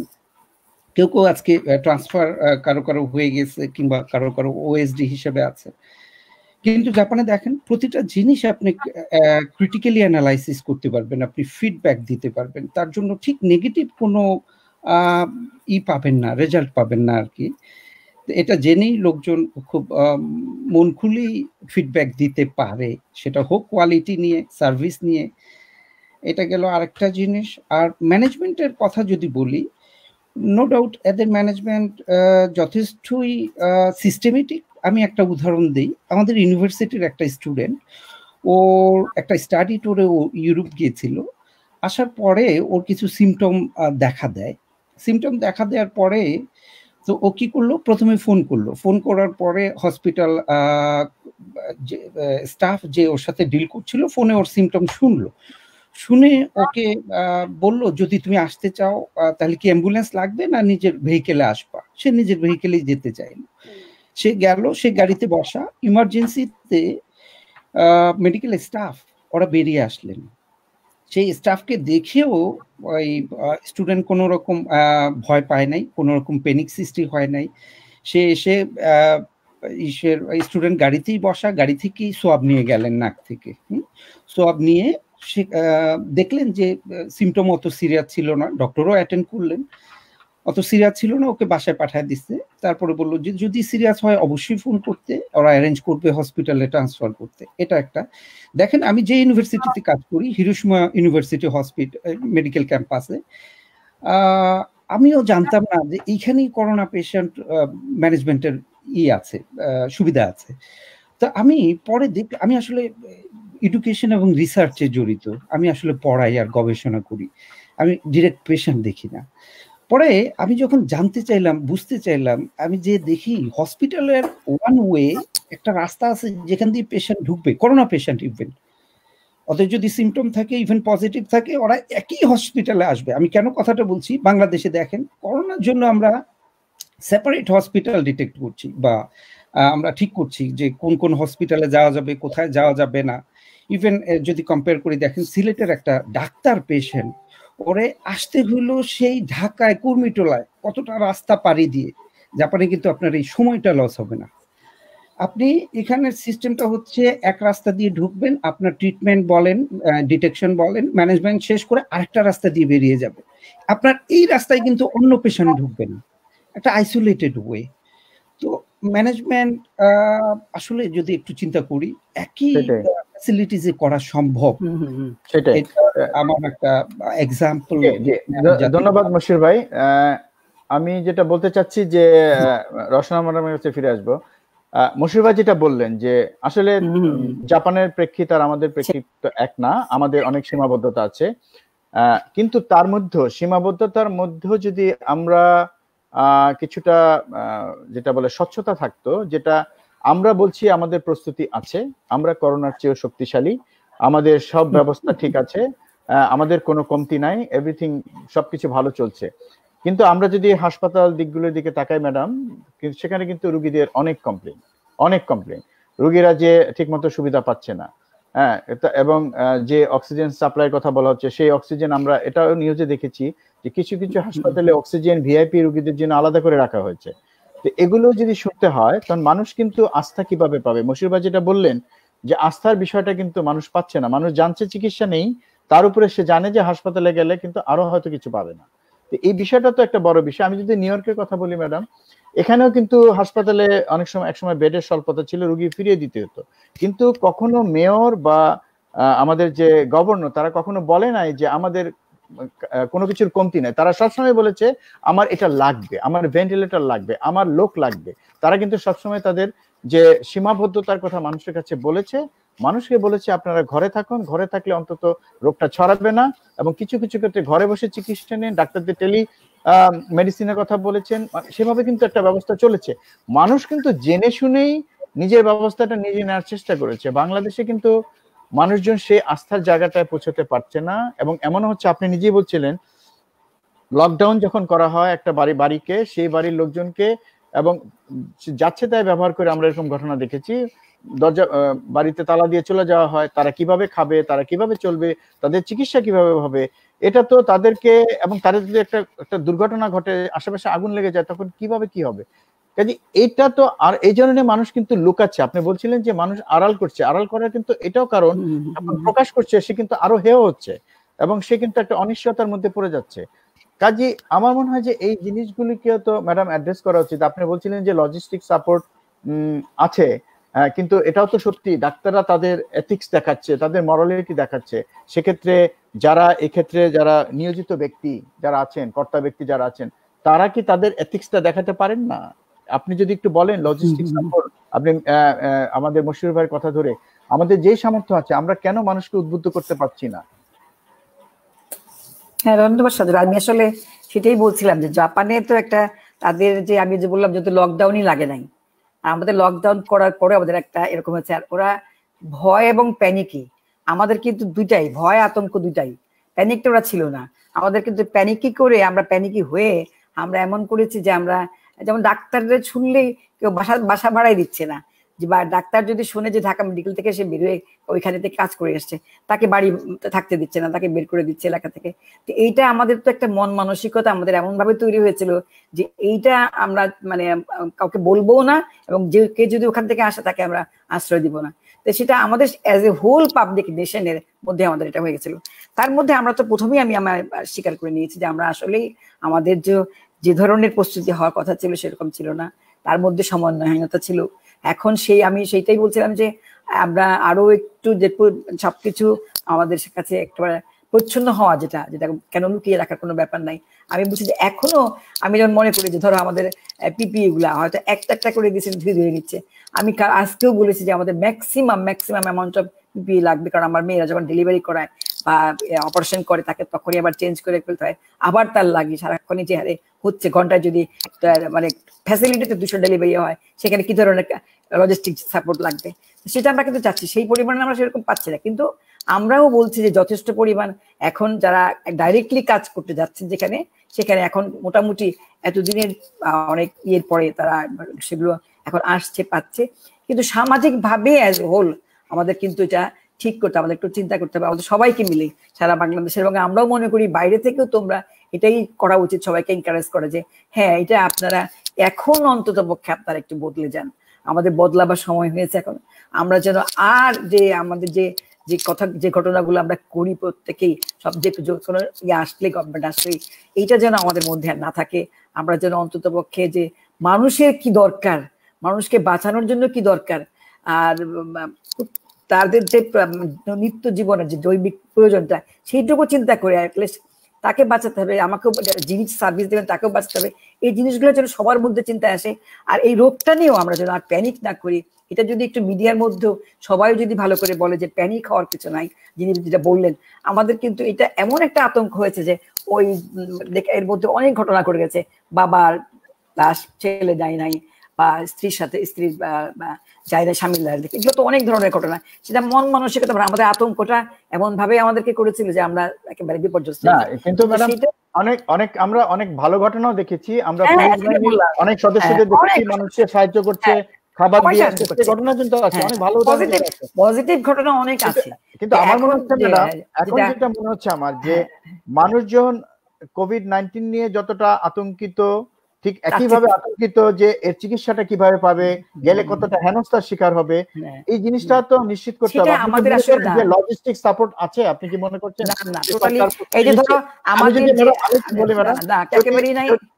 যদি বলেন যে আপনাদের যে কমিটিটা হয়েছে জাতীয় কমিটি, সেটাও তো অনেক পরে হয়েছে, সেটা তো রাতারাতি অনেক আগে হওয়ার কথা। আপনি বলেন লজিস্টিক সাপোর্ট যারা যে ধরনের কাজ, যাদেরকে কমিটি ভাগ করে দেওয়া আছে তারাই করতে পারতেন। ধরো আমাদের যে দুটো হসপিটাল প্রথমে ঠিক করা হলো, আমাদের সেন্ট্রাল সাপ্লাই অফ অক্সিজেন সেখানে নাই, তো সেইটা তো আমাদের ডিসিশনে সব প্রথম দফায় যে পরিমাণ অক্সিজেন প্রত্যেকের পেশেন্টের লাগে, যেটা আমাদের ডিসক্রাইব করলে যে যার পরে যেভাবে হয় স্ট্রং হয়, তারপরে যে পরিমাণ অক্সিজেন লাগে, বিশাল মানে আমাদের গ্যাপ সেখানে রয়ে গেছে। একটা বিশাল অক্সিজেন সাপ্লাই আমাদেরকে দরকার। এখন আমরা তো মনে করি যে ভেন্টিলেটারের চেয়ে আমাদের অক্সিজেন যদি আমরা বেশি করে, আমরা যে ইতিমধ্যে যে হসপিটালগুলোতে ভিজিট করেছে যারা এসছেন তারা আমরা বলেছেন যে আমাদের এইটা সবচেয়ে আগে দেখতে হবে। এখনো একটা সিলিন্ডার আমাদের একটা হসপিটালে যে কয়টা সিলিন্ডার থাকে আর যে সেন্ট্রাল অক্সিজেন যেখানে নাই, সাপ্লাইটা যেভাবে আসে সেই দিক থেকে কিন্তু কোনোই পর্যাপ্ত হয় না একটা সেই হসপিটালে সেই রোগীগুলোকে সাপ্লাই দেওয়ার জন্য। কাজে আমাদের অনেক ঘাটতি আছে চিকিৎসার মধ্যে। আমরা চেষ্টা করছি, বলছি যে যেখানে ভালো সেন্ট্রাল সাপ্লাই অক্সিজেন আছে, আমরা বলেও ছিলাম যেখানে বেস্ট হসপিটাল যেগুলো আছে সেগুলোকে যদি ধরা যেত, যে তারা যদি এখন যারা আমাদের দেশে, আমি যদি বলি যে আমাদের যারা প্রাইভেট হসপিটাল আছে বড় বড় আছে, তারাও তো এগিয়ে আসতে পারতেন, যে বলতে পারতেন আমাদের হসপিটালকে আমরা ছেড়ে দিচ্ছি, সেন্ট্রাল অক্সিজেন সাপ্লাই আছে আমরা নিচ্ছি। কিন্তু সেই ধরনের মন মানসিকতা কিন্তু আমাদের দেশের সবার মধ্যে ডেভেলপ করে না। তারপরে বলছে যে হ্যাঁ না, কিন্তু সরকারি ভাবেও যারা ডিসিশন নিয়েছিলেন প্রথম দিকে যে হসপিটালগুলোকে দেওয়া, সেখানে আমরা দেখেছি যে সেখানে সেন্ট্রাল সাপ্লাই নাই, কিন্তু সিলিন্ডার দিয়ে যেভাবে করা হচ্ছে তাতে আমাদের কিন্তু পর্যাপ্ত না। আমরা মনে করি যে এরপরেও যদি যে কোনো যে হসপিটাল যখনই ঠিক করা হবে তার আগেই চিন্তা করা উচিত ওই ধরনের ট্রেন্ড পার্সনকে দিয়ে ঠিক করানো দরকার, যারা বলতে পারেন যেখানে সেন্ট্রাল সাপ্লাই অফ অক্সিজেন আছে এবং পর্যাপ্ত পরিমাণ অক্সিজেন আমরা দিতে পারবো। এখন আমরা তাদেরকে যে কমিটি হয়েছে সেখান থেকে আমাদের যে কমিটি মানে সবাইকে নিয়ে ভাগ করে দিয়ে হচ্ছে হসপিটাল কমিটি, তারা এবং যারা ক্রিটিক্যাল কেয়ার টেক করবে তারাও যে অক্সিজেন একটা পরিমাণ দেখিয়েছেন, তারাও বলছে যে এখন ইমিডিয়েটলি আমাদের যে পরিমাণ অক্সিজেন দরকার সেটা যদি আমরা পর্যাপ্তভাবে দিতে পারি তাহলে আমরা যারা যাচ্ছেন হসপিটালে তাদের জন্য আমরা চেষ্টা করতে পারি। আমাদের ভেন্টিলেটারের চেয়ে কিন্তু আর্লি যে ঢোকার সাথে সাথেই যারা আসছেন তারা যে কষ্ট নিয়ে আসছেন, যে পরিমাণ অক্সিজেন দেওয়ার দরকার সেটা কিন্তু আমাদের এখনো অনেক অনেক ঘাটতি আছে। সেটার দিকে আমি কোনো সেখানে এখানে লুকানো ছাপানোর কিছুই নাই, আছে সেখানে। ম্যাডাম এই যে আমাদের যে এই ব্যাপারে সুযোগ সুবিধা নেই, এটা আমরা যে লুকোচ্ছি বরং মিথ্যাচার করছি। আমরা বলছি আমরা রেডি, আমাদের সবকিছু আছে, এবং আপনি যেটা বললেন যে এমন একটা হাসপাতাল রেডি করা হলো যেখানে সেন্ট্রাল অক্সিজেন সাপ্লাই নেই, তাহলে এই অ্যারেঞ্জমেন্টটা কারা করছে? তার মানে এই প্রশাসন, হ্যাঁ, তার মানে তাদের এই ব্যাপারে কোনো জ্ঞান নেই, এবং তারা এটুকু কি বুঝেন না যে কাকে এটাতে ইনভলভ করতে হবে? এখন তাহলে প্রশাসন কিভাবে চলছে? একটা প্রশাসন তো মিনিমাম এটুকু জ্ঞান থাকা উচিত না যে আমি এই কাজটা করব, একটা অপারেশন ডাক্তার করবে, তাহলে আমি ডাক্তারকে তো ডাকবো নাকি? তো এই কাজটা তো ডাক্তারদের। তো এখানে এই অ্যারেঞ্জমেন্টটা আপনি এটা কিভাবে দেখবেন যে আমরা তাহলে কবে রেডি হব? আমরা রেডি হতে হতে আমাদের এই পরিস্থিতি কোন পর্যায়ে যাবে? হ্যাঁ, এখন আমরা সেই জন্যই আমরা চাচ্ছি যেখানে দুটো আছে আর অনেকগুলো হসপিটালকে, যেমন ইতিমধ্যে হলি ফ্যামিলির নাম এসছে, তারপরে আর অনেকগুলো হসপিটালের নাম এসছে, কিন্তু আমাদের যা হয় দেখাও চিন্তা করে যে একটা এলাকা যখন একটা হসপিটালের নাম আসে, এই রিজেন্ট হসপিটাল ঠিক হলো, তারপর যেখানেই আসে তখনই কিন্তু সেই এলাকার থেকেও বাধা আসে যে আমাদের এই এলাকায় এই হসপিটাল দেখে দেওয়া যাবে না। মানে মানুষের মধ্যে এমন প্যানিকই থাকে, সেই এলাকায় ঢুকতে পারলো না, আর সেই যে এলাকায় যে হসপিটালটার মধ্যে তারা দিবে সেটাও দিচ্ছে না। এবং একটা যে ওই তৈরি করার জন্য একজনের প্রস্তাব করলো যে এলাকায় আমরা কোভিডের জন্য একটা হসপিটাল তৈরি করবো, সঙ্গে সঙ্গে সেই এলাকার লোক কিন্তু তীব্র বাধা যে কেন হসপিটাল করা যাবে না। আমাদের সেটাই বলছিলাম যে আমাদের কিন্তু সব দিক থেকে জাপানের সাথে বা ইউএস এর সাথে আমরা তুলনা করে আগাতে পারবো না, মন মানসিকতা আমাদের এমন একটা হয়ে গেছে। সেখান থেকে উদ্ধার বলে আমি সেজন্যই বলছি, আমি জানি যে আমাদের হসপিটাল গুলা যেটা ঠিক হয়েছিল, একটা তীব্র সংকট সেখানে অক্সিজেনের ছিল, তবে এখন সেটা অনেকটা কাটিয়ে আসছে, কিছু মানে সাপ্লাই দিয়ে দিয়ে আমরা মনে করি আরো অনেক সাপ্লাই লাগবে, এবং আমরা খুব জোর দিচ্ছি যে ইতিমধ্যে রিকমেন্ডেশন দেওয়া হয়েছে যেন অ্যাজ ফার অ্যাজ পসিবল এটা খুব তাড়াতাড়ি আমরা চাই। সরকার যদি বলে আমাদের সবকিছু আছে, সেখানে তো কেউ সাহায্যের জন্য এগিয়ে আসবে না। সরকার তো বলছে না যে আমার সাহায্য লাগবে। সেটা ঠিকই আছে, প্রথম দিকে আমাদের একটা কথাই ছিল যে আসলে এটাই বললাম আমি যে আমাদের এই রোগটা সম্পর্কে ধারণাই আমাদের ছিল না, এটা যে এরকম একটা অদৃশ্য শক্তি, এটা যদি কারো ধারণার মধ্যে থাকতো, যে এই বিজ্ঞানটা যদি মানুষের মধ্যে মানব নিতে পারতো, তাহলে হয়তো তখন এত বড় বড় কথা বাড়বে না, এই ধরনের কথা বলে এসেছিল। আমি মানুষকে দোষ দিব না, কারণ বাংলাদেশের মানুষ কিন্তু একটা খুব সহজ সরল সুসজ্জিত সামরিক বাহিনী পাকিস্তানিদের বিরুদ্ধে কিন্তু আমরা সুশৃঙ্খল করার দায়িত্ব অনেক। আমি যদি রোগীদের কথা বলি, আমি অনেক অভিজ্ঞতা দেখেছি, বাংলাদেশের ডায়াবেটিস রোগীরা ডায়াবেটিস নিয়ন্ত্রণে যতটা জানে, তার জন্য কিন্তু বাংলাদেশ ডায়াবেটিক অ্যাসোসিয়েশনের বিরাট ভূমিকা, বিরাট ভূমিকা। কাজে মানুষকে সচেতন করা কিন্তু কঠিন কিছু না। এবং আমাদের যে হার্ট ফাউন্ডেশন আছে, তারা যেভাবে মানুষকে হার্টের ব্যাপারে উৎসাহিত করেছেন, চিকিৎসা ব্যবস্থা করেছেন, দু একটা উদাহরণ কিন্তু আছে, কিন্তু মানুষকে দোষ দিয়ে লাভ নেই। ভালো না, মানুষকে দোষ দেয় না। আমরা সবসময় আমরা আসলে রোগটা আমি সেটাই বলতেছিলাম যে আমাদের এই যে এই ধরনের রোগটা একেবারেই নতুন বলে কিছুটা তো আমি 100% কখনোই বলছি না যে আমরা একেবারে যা করেছে সেইটা, আমি সেই জন্যই বলছি যে আমি জানি অনেক ত্রুটি বিচ্যুতির মধ্যে আমরা যদি সেটাকে সবসময় আমি বলতেছি যে আমার ওখানে নাই, কিন্তু আমি এখন বলছি যে নাই তো আমাকে দিতে হবে এক্ষুনি, এই মুহূর্তে কিছুদিনের মধ্যে যেন অন্তত অক্সিজেন গুলো সাপ্লাই দেওয়া হয়। আমি যে ওইটাকে তুমি কেন এটা নিয়ে, তুমি কেন এটা সাজেস্ট করলা, তুমি কেন দিলা, এই মুহূর্তে আমি চেঞ্জ করতে পারবো না। কাজে আমরা চাই যে সেখানে কিভাবে আমরা ভালো বেস্ট একটা মানে সার্ভিস দিতে পারি সেটা ঠিক করা। এটা জানি অনেক কিছু আছে, ধরো নানা রকম প্রাকৃতিক দুর্যোগ আমরা ফেস করেছি, তখন কিন্তু সরকারের ত্রাণ তহবিলে মানুষ কিন্তু অনেক হেল্প করেছে, মানুষ স্বপ্ন দিতে এখনো কিন্তু মানুষ মানে কিভাবে করছে, একটা বিদ্যানন্দ ফাউন্ডেশন আছে, মানুষ জুনিয়র ছেলে মেয়েরা আছে, নিজেরা তৈরি করছে, মানে একটা ভাবাই যায় না যে এই রাতের খাবার। আমি এই যে গত কয়েকদিন আগে দেখলাম ইফতারি, আমাদের ডাক্তাররা যে ডিউটি করছিল, আমি জানি সেখানে তারা নিজেরাই প্রায় মানে ডিপার্টমেন্ট অনুযায়ী, তারা হয়তো গাইনি ডিপার্টমেন্টে, কেউ সার্জারি ডিপার্টমেন্টে, তারা ইত্যাদি পৌঁছে দিয়ে আসতেছে, তারা সেই খাবারটা ঠিক করে দিয়ে আসতেছে। এটা কিন্তু মানুষ মানে যে অনেক সংগঠন তারা কিন্তু এগিয়ে এসছে, এটা কিন্তু একটা বিশাল ব্যাপার দেখার জন্য। আমরা জানি যে আমাদের যখনই যারা প্রশাসনে যায় তখনই তারা সেই চরিত্র তুমি ভালো করে বাংলাদেশের সেখান থেকে হয়তো নতুন কাজে আমি বলছি যে অ্যাজ এ হোল বাংলাদেশের নেশন কিন্তু আমরা মনে করি যে আমরা ভয়টা থাকুক, আতঙ্কটা না হোক, রোগটাকে আমরা মনে করি যেটাকে আমরা জয় করতে পারবো, এবং জয় করার জন্য সব কিছু মিলে আমরা মনে করি বাংলাদেশের মানুষ এখন একত্রিত হয়ে এটাকে ফাইট করবে। কিন্তু তার মধ্যেও যে ঘটনাগুলা কিছু কিছু ঘটছে এখনো, সেটার জন্য আমরা অবশ্যই মনে করি যে এটার একটা স্বচ্ছতা থাকা দরকার, মানুষের সামনে এটা পরিষ্কার করা দরকার। বড় কথা বলে দরকার নেই যে আমাদের এমনি জয় হয়ে যাবে, আমাদের সব ঠিক আছে। আসলে আমাদের যে পরিমাণ আমাদের মানুষ আজ, সেই পরিমাণ তো কখনই আমাদের কিছু থাকে না। শুধু আমি বলি যে আমাদের অনেক যে আমাদের কাপড়টা আর পেটের ভাতটা কিছুটা আমাদের বাংলাদেশে এখন সেটা পায়। আমি আপনার কাছে আবার আসবো, আমি ইসমাত কবির ভাই আপনার কাছে যেতে চাচ্ছি, আমরা একদম শেষ পর্যায়ে, আমি খুব সংক্ষেপে বলবেন।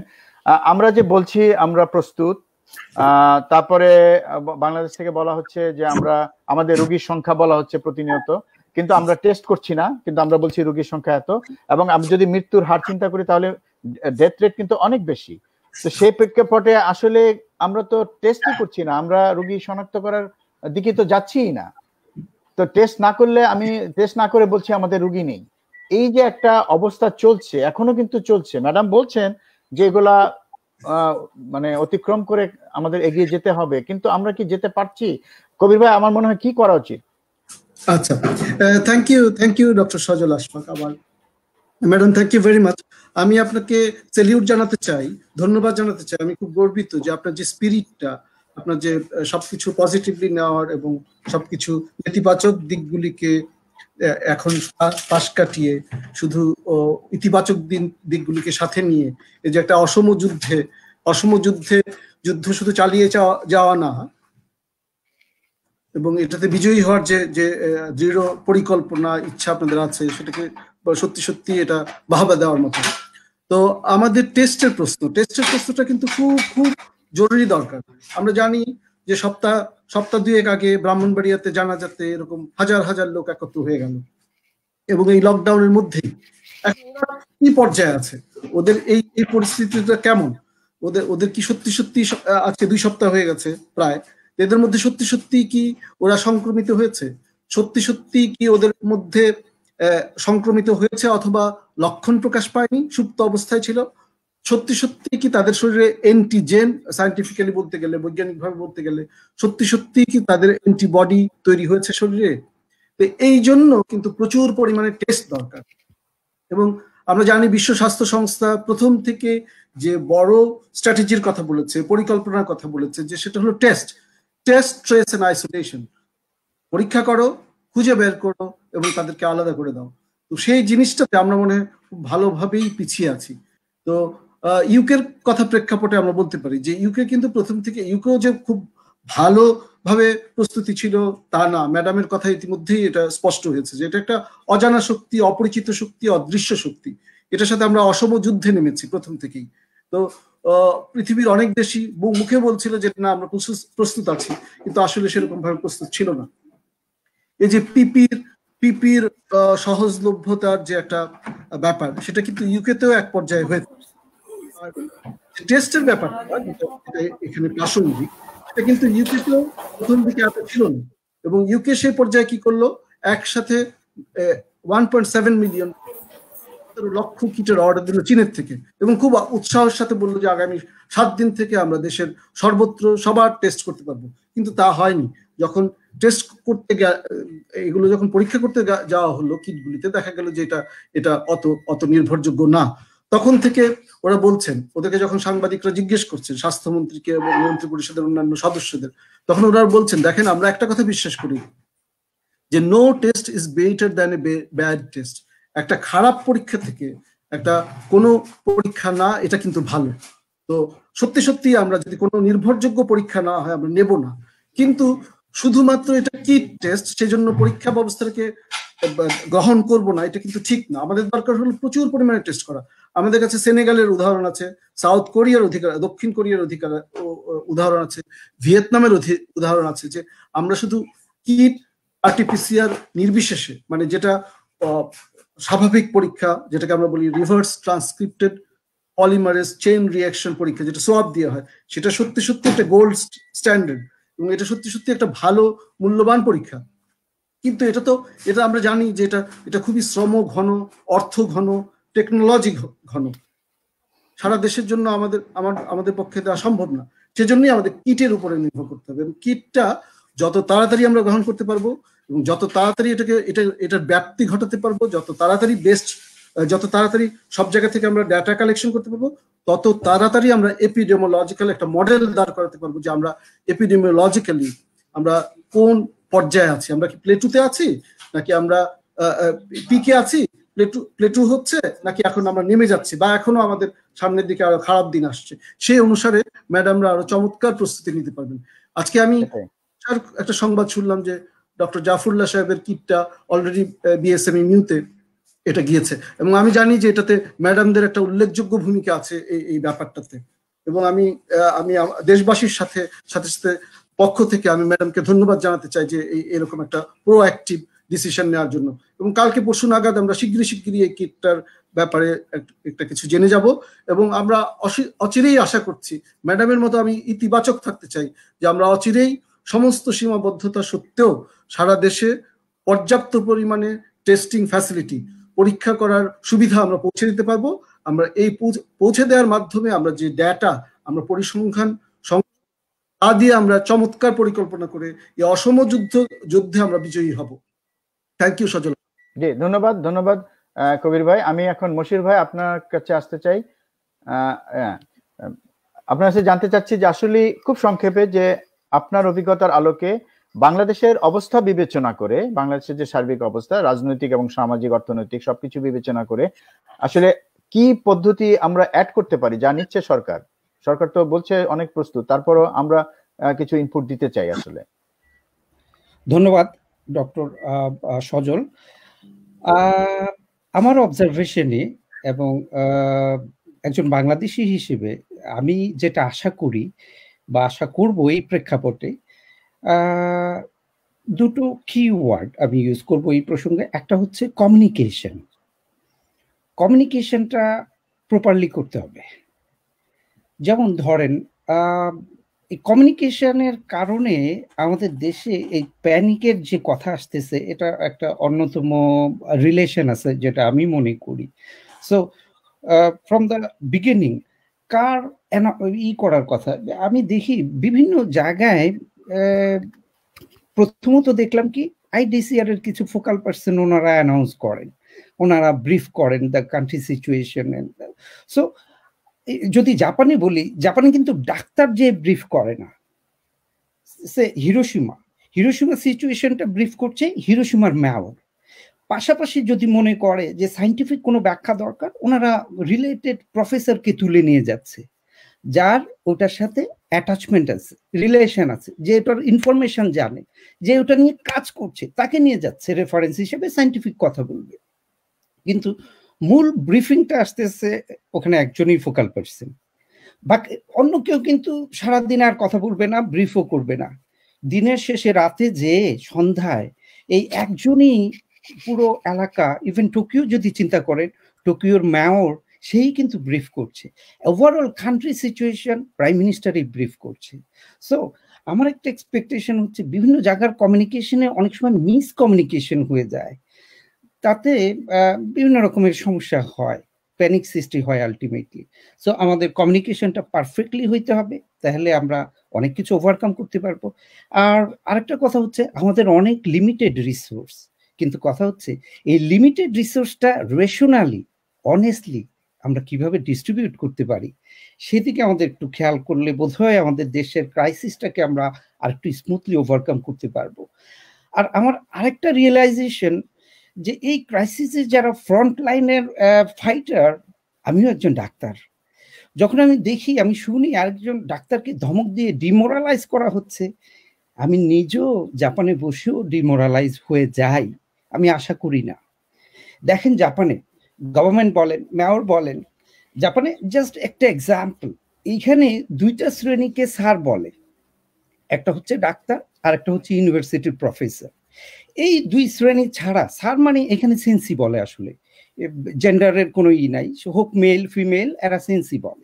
এই সেন্সি ওয়ার্ডটা টপ টু বটম, কমিউনিটি বলেন, ইমিগ্রেশন বলেন, সব জায়গায় এই দুইটা শ্রেণীকে শুধু সেন্সি বলে। এরা খুব অনার করে, শুধু করোনার জন্য না, সবসময় এরা ডাক্তারদের মানে যতটা সম্মান দেয়া দরকার, ঠিক যতটা প্রাপ্য ওইভাবেই দেয়। কিন্তু আমি খুব মানে এই ক্রাইসিসে বিভিন্ন ডাক্তারদের বিভিন্নভাবে ডিমোরালাইজেশন, যেটা একজন ডাক্তার হিসেবে আমি বা একজন দেশের সাধারণ মানুষ হিসেবে এই পরিস্থিতিতে এটা আশা করি না। কারণ আপনি যদি ডাক্তারদের রিফ্রেশ করে রাখতে পারেন, তাহলেই সম্ভব ম্যাক্সিমাম সার্ভিস নেয়া। অনেস্টলি আপনি ধমক দিয়ে কিন্তু ম্যাক্সিমাম সার্ভিস নিতে পারবেন না। সো জাপানে যেটা করে, রিকোয়েস্ট করে, ইভেন প্রাইম মিনিস্টার রিকোয়েস্ট করে, মাথা নত করে ওদের টিপিক্যাল ওয়েতে ওরা রিকোয়েস্ট করে। সো আমার মনে হয় এই জায়গাগুলিতে আমাদের একটু খেয়াল করতে হবে। ধন্যবাদ মশির ভাই। আমি ম্যাডামকে দিয়ে শেষ করব, তার আগে আসলে মশির ভাইয়ের কথা ধরে বলতে চাই, আসলে ধমক দিয়ে হবে না। আমার মনে হয় যে এদের বাংলাদেশের মানুষদের যারা এই কাজগুলো করছে, ডাক্তারদের নিন্দা করছে, তাদের অন্তত একটু স্বার্থপর হওয়া উচিত। তারা যদি স্বার্থপর হয়ে নিজের কথা ভাবে, তাহলে কিন্তু ডাক্তারদের সুস্থতা কামনা করা উচিত। কারণ ডাক্তার যদি সুস্থ না থাকে, খোদা না করুক ওনারা যদি অসুস্থ হয়, ওনাদেরকে কে ধরবে? আমার মনে হয় যে কে দেখবে? কাজে এটুক স্বার্থপরতা মনে হয় মানুষের এখন হওয়া উচিত, এবং সেই স্বার্থপরতা থেকে তাদের ডাক্তারদের ভালো চাওয়া উচিত। তো আমি ম্যাডামের কাছে জানতে চাইবো যে এই যে লজিস্টিক্স সাপোর্টের কথা বলছিলেন, তো আমরা আসলে কিভাবে এই জিনিসগুলিকে ওভারকাম করতে পারি? আমাদের কথাবার্তা সীমিত রেখে, আমরা জানি যে আপনি জাতীয় কমিটিতে আছেন, সেই কমিটিতে থেকে আপনি কি কি প্রস্তাবনা দিচ্ছেন? জাতীয় কমিটিতে অন্যান্যরা আছেন, আপনার কাছ থেকে আমরা পেয়েছি, কাজে আমরা আশার কথা শুনতে চাই। আমাদের অনেক সীমাবদ্ধতা আছে, আমরা মানুষকে দোষারোপ করব, ডাক্তারকে দোষারোপ করব, জনগণকে দোষারোপ করবো তা না, আমরা ভালো চিত্র কিন্তু দেখছি। মানুষ কোয়ারেন্টাইনে যেতে ভয় পাচ্ছে, লকডাউনে যেতে ভয় পাচ্ছে, কারণ তারা ওইটা আরেকটা বন্দিশালা, সেখানে গেলে খাবার দাবার সব বন্ধ এবং খুব দুর্ব্যবহার করা হয় তাদের কাছে। আমরা এরকম অনেক অভিজ্ঞতা শুনি আমাদের আত্মীয় স্বজনের কাছ থেকে। কাজে আপনি ম্যাডাম এই প্রত্যেকটা বিষয় কিন্তু ইম্পর্টেন্ট। একটা মানুষকে যেন আইডেন্টিফাই করবেন পজিটিভ, তাকে কোয়ারেন্টাইনে বাসায় দিবেন, সেই বাসায় লকডাউন করবেন, তার খাবারের নিশ্চয়তা দিতে হবে, তার ওষুধপত্রের নিশ্চয়তা দিতে হবে, চিকিৎসকের সাথে যোগাযোগের নিশ্চয়তা দিতে হবে, তার অসুবিধাটা তো ভেন্টিলেট করতে হবে। যখন মানুষ, আমার মনে হয় যে এই বিষয়গুলো নিশ্চিত হতে পারবে, তখন মানুষ ঘরে বসেও চিকিৎসা নিতে চাইবে, কারণ হাসপাতালে কেউ যেতে চায় না আসলে, কারণ জানে যে রোগটা ছোঁয়াচ্ছে, খুব জরুরি অবস্থায় নেবে, যেটা আমরা নিউ ইয়র্কেও দেখেছি, সবাই বাসায় চিকিৎসা নিয়েছে। এবং এ ব্যাপারে আমার মনে হয় যে যেটা মশির ভাই বললেন, যে আস্থাভাজন ব্যক্তিরা যারা আমাদের সিটি মেয়র ছিলেন বা গভর্নর ছিলেন, তারা যেভাবে জিনিসগুলো ভেন্টিলেট করতেন, তাদের কাছে ডাক্তার থাকতেন এবং ডাক্তাররা তার উপস্থিত থাকতেন, এবং তার দরকার হলে তারা তথ্যটা দিতেন, কিন্তু মূল তথ্যটা তারা দিতেন। কাজে আমার মনে হয় যে আপনারা আসলে, যেটা মশির ভাই খুব সুন্দরভাবে আইডেন্টিফাই করেছেন কিছু পয়েন্ট, আসলে এই জিনিসগুলো তাত্ত্বিকভাবে দেখা উচিত। তো ম্যাডাম আপনারা কি করছেন, কি সাজেশন? আমরা কতটুকু আশাবাদী হতে পারি? আমরা আশাবাদী হতে চাই। আমরা এখানে থাকি, আমরা এতটা স্বার্থপর নই, আমরা আমাদের আত্মীয় স্বজন, ভাই বন্ধু সবার কথা ভাবি। আমি সবচেয়ে ভাবি যে নবীন চিকিৎসকরা যারা ইন্টার্নি শেষ করেছেন, তারা এই সম্মুখ যুদ্ধে, কাজে আমাদের সবার কথাই ভাবা উচিত, দেশের মানুষের কথা ভাবা উচিত। ম্যাডাম যদি কিছু বলেন।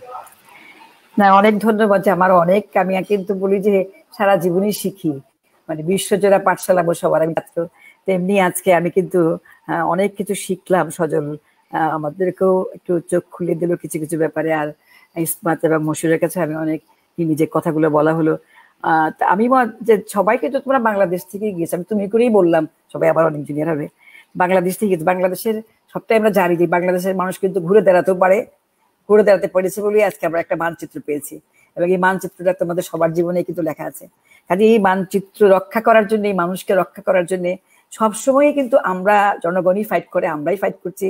এবং কিছু কিছু সবসময় থাকে, যেটা উনি আমার মশির বললেন যে কমিউনিকেশন, এটা তো আমাদের একটা সবসময়, আমরা সব ব্যাপারে যে কোনো যখনই যে কোনো সরকার যান না কেন, তখনই তারা কিছু কিছু প্রথম দিকে চেষ্টা করেন যেটা মানুষের কাছে এটা পরিষ্কার না করতে। কিন্তু এটা আসলে কিন্তু এটা যেটা জাপান থেকে আমরা শিক্ষা লাভ করলাম, বা অন্য দেশকে আমি খুব বেশি দেখি না, এই যে একটা সবার কাছে বলা আমার কিছু নাই, আমরা আপনারা সবাই মিলে এগিয়ে আসেন।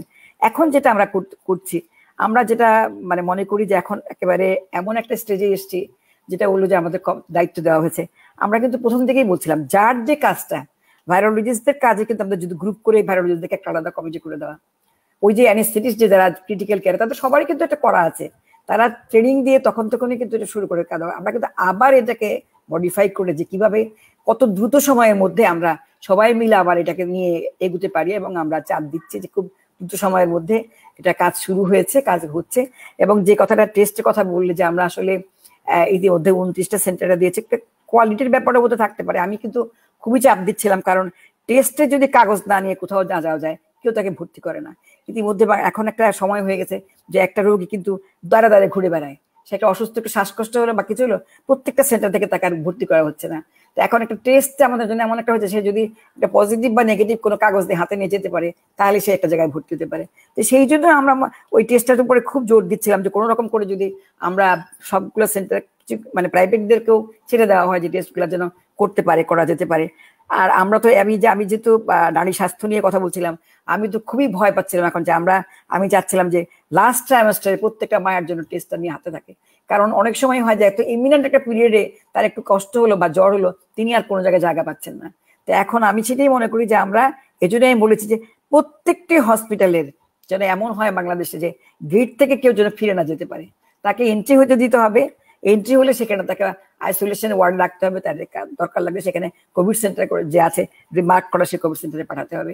আমরা নিশ্চয়ই আমি আশা করি যে আমরাও তোমাদের কাছ থেকে অনেক কিছু শিখলাম, জানলাম, এবং আমরা মনে করি তোমরা যারা বাইরে আছো তারাও যেন আমাদেরকে এটা একটা পজিটিভ সেন্স থেকে আমাদেরকে হেল্প করবে, এবং যদি কিছু প্রয়োজন মনে করে যে নিজেরাও একটা বাংলাদেশি গ্রুপ করে থাকতে পারে যে আমাদের অনেক লজিস্টিক সাপোর্ট লাগে অনেক সময়, কিভাবে সেটা হেল্প করা যায় সেভাবে যোগাযোগ করতে পারবে। কারণ এটা তো তোমাদেরই দেশ, শিকড়ের কাছে তো ফিরে আসতে হবে এক সময়, শিকড়ের সন্ধানে সবসময়, শিকড়কে ফেলে তুমি চলে যেতে পারো না।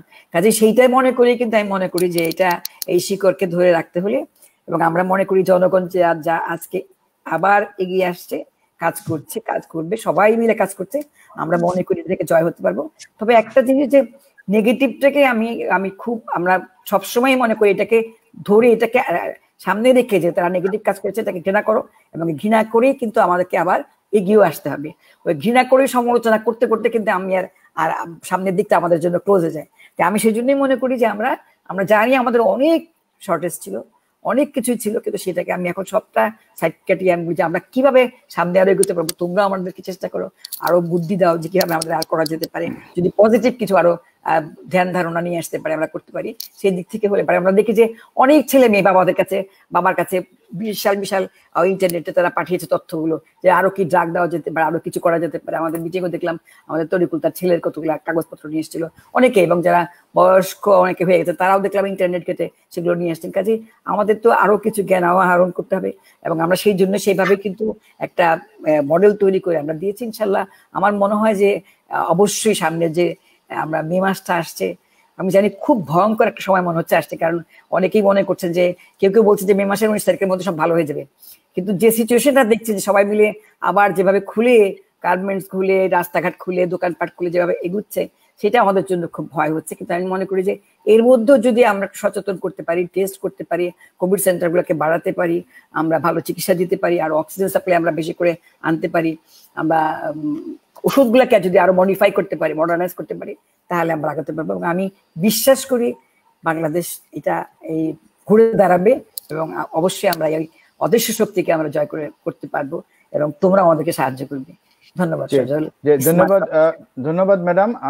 দর্শক, আমাদের সাথে আজকে যোগ দিয়েছিলেন পৃথিবীর 4 কর্নার থেকে, আমি নিউ ইয়র্ক থেকে, ইসমাত কবির ভাই ইউকে থেকে, মশিউর ভাই জাপান থেকে, এবং রচনা ম্যাডাম বাংলাদেশ থেকে। আমাদের এই আজকের আলোচনা থেকে আমরা চেষ্টা করেছি আমাদের যার যা মানে বিভিন্ন ধরনের আইডিয়া আছে সেগুলি আপনাদের সাথে শেয়ার করতে, এবং এ থেকে একটা জিনিস বোঝা গেল যে আসলে আমাদের যে সামর্থ্য ছিল সেই সামর্থ্যটাই কিন্তু আমরা বাংলাদেশে কিন্তু আমরা ব্যবহার করতে ব্যর্থ হয়েছি, এবং এখনো সেই সামর্থ্যটাকে আমরা ব্যবহার করতে পারছি না, মানুষকে অনুপ্রাণিত করতে পারছি না, যে কারণে মানুষ আতঙ্কিত হচ্ছে এবং ঠিক বুঝে উঠতে পারছে না যে কি করতে হবে। আসলে আমার মনে হয় যে এই জিনিসটা অতিক্রম করার জন্য, যেটা মশিউর ভাই বললেন যে কমিউনিকেশন বাড়াতে হবে, এবং চিকিৎসা পদ্ধতি কি হবে সেই জন্য ম্যাডামই বললেন, আমার মনে হয় যে কবির ভাই ভালো বুঝতে পারবেন আরো, যে আসলে বিভিন্ন দেশের চিকিৎসকের সাথে কিন্তু সারা পৃথিবীতে কিন্তু বাংলাদেশের ডাক্তাররা ছড়িয়ে আছে, তাদের সাথে যোগাযোগ করে কিন্তু একটা সমন্বিত চিকিৎসা পদ্ধতি কিন্তু তারা করতে পারে, এবং এই সমন্বয়টা অনেক পরে সেটা শুরু হয়েছে অনেক পরে হলো। আমরা আশাবাদী হতে চাই ম্যাডামের মতো, এবং আমি বলতে চাই যে আসলে আমাদের সব দেশে কিন্তু বাধা আছে, এই যে নিউ ইয়র্কে বা খুদ আমেরিকাতে কিন্তু ট্রাম্প নিজেই একটা বড় বাধা। কাজে আমরা দেখছি বাধার কথা, সব জায়গায় কিন্তু বাধা আছে, সব দেশেই যে যার বাণিজ্যের কথা ভাবে, বাংলাদেশও ভাবছে, বাংলাদেশও এভিগানের মতো ওষুধ যেটা এখনো প্রমাণিত না সেটা এই মহামারীর সময় বাজারে আনার চেষ্টা চলছে, আমরা সেগুলো জানি। কিন্তু তারপর আমরা বলতে চাই যারা এই কর্মগুলো করছেন, এই কুকর্মে লিপ্ত এই সময়ে, তারা আসলে দেখছেন না পরিস্থিতি কতটা ভয়ঙ্কর হতে পারে, কারণ করোনা কিন্তু কাউকে চেনে না, করোনা যে কাউকে ধরতে পারে। কাজে এই বিষয়টা আমাদের মনে রাখা উচিত। আমরা দেখছি না, যারা দেখছি না আমার মনে হয় তারা মাস্কটা মুখে না পরে চোখে পরে আছেন, আমার মনে হয় মাস্কটা চোখ থেকে নামিয়ে মুখে পরা উচিত, তাহলে আমার মনে হয় যে আমরা এই অবস্থা থেকে বেরিয়ে আসতে পারবো। আপনাদের সবাইকে ধন্যবাদ। আপনার আমি জানি যে ম্যাডাম এখন বাংলাদেশে অনেক রাত, মশিউর ভাই আমি জানি না এখন জাপানের সময় কত, কবির ভাই আপনাকেও, আপনিও বোধহয় খুবই একটা এখন মনে হয় ওখানে কিরকম সময়? ইউকেতে এখন 6টা বাজে, জাপানের রাত 3টা। মশিউর ভাই আপনাকে আরো অনেক ধন্যবাদ যে আপনি আমাদের সাথে আপনার মূল্যবান সময় শেয়ার করেছেন, এবং নিশ্চয়ই দেশকে ভালোবাসেন বলে এটা করেছেন, অবশ্যই আমরা সেটা Thank you very much. সবাইকে ধন্যবাদ ম্যাডাম, আপনাকে অনেক ধন্যবাদ। আমি জানি যে আপনার মতো ব্যক্তিত্বকে আমরা পাবো, এটা আসলে একটা বড় বিষয় আমাদের জন্য আমরা পেয়েছি। আশা করি ভবিষ্যতে আমরা আবার মিলিত হব, বিভিন্ন বিষয় নিয়ে কথা বলবো, অন্য কোনো বিষয় নিয়ে। সবাই ভালো থাকবেন, সুস্থ থাকবেন, নিরাপদ দূরত্বে থাকবেন, কোয়ারেন্টাইন সবাই ঘরে থাকবেন এবং সবাইকে দাওয়াত রইল বাংলাদেশে। Thank you very much. হিরোশিমাতেও দাওয়াত। হ্যাঁ, আমি কতদিন আগে ঘুরে এসেছি। আসসালামু আলাইকুম। আসসালামু আলাইকুম।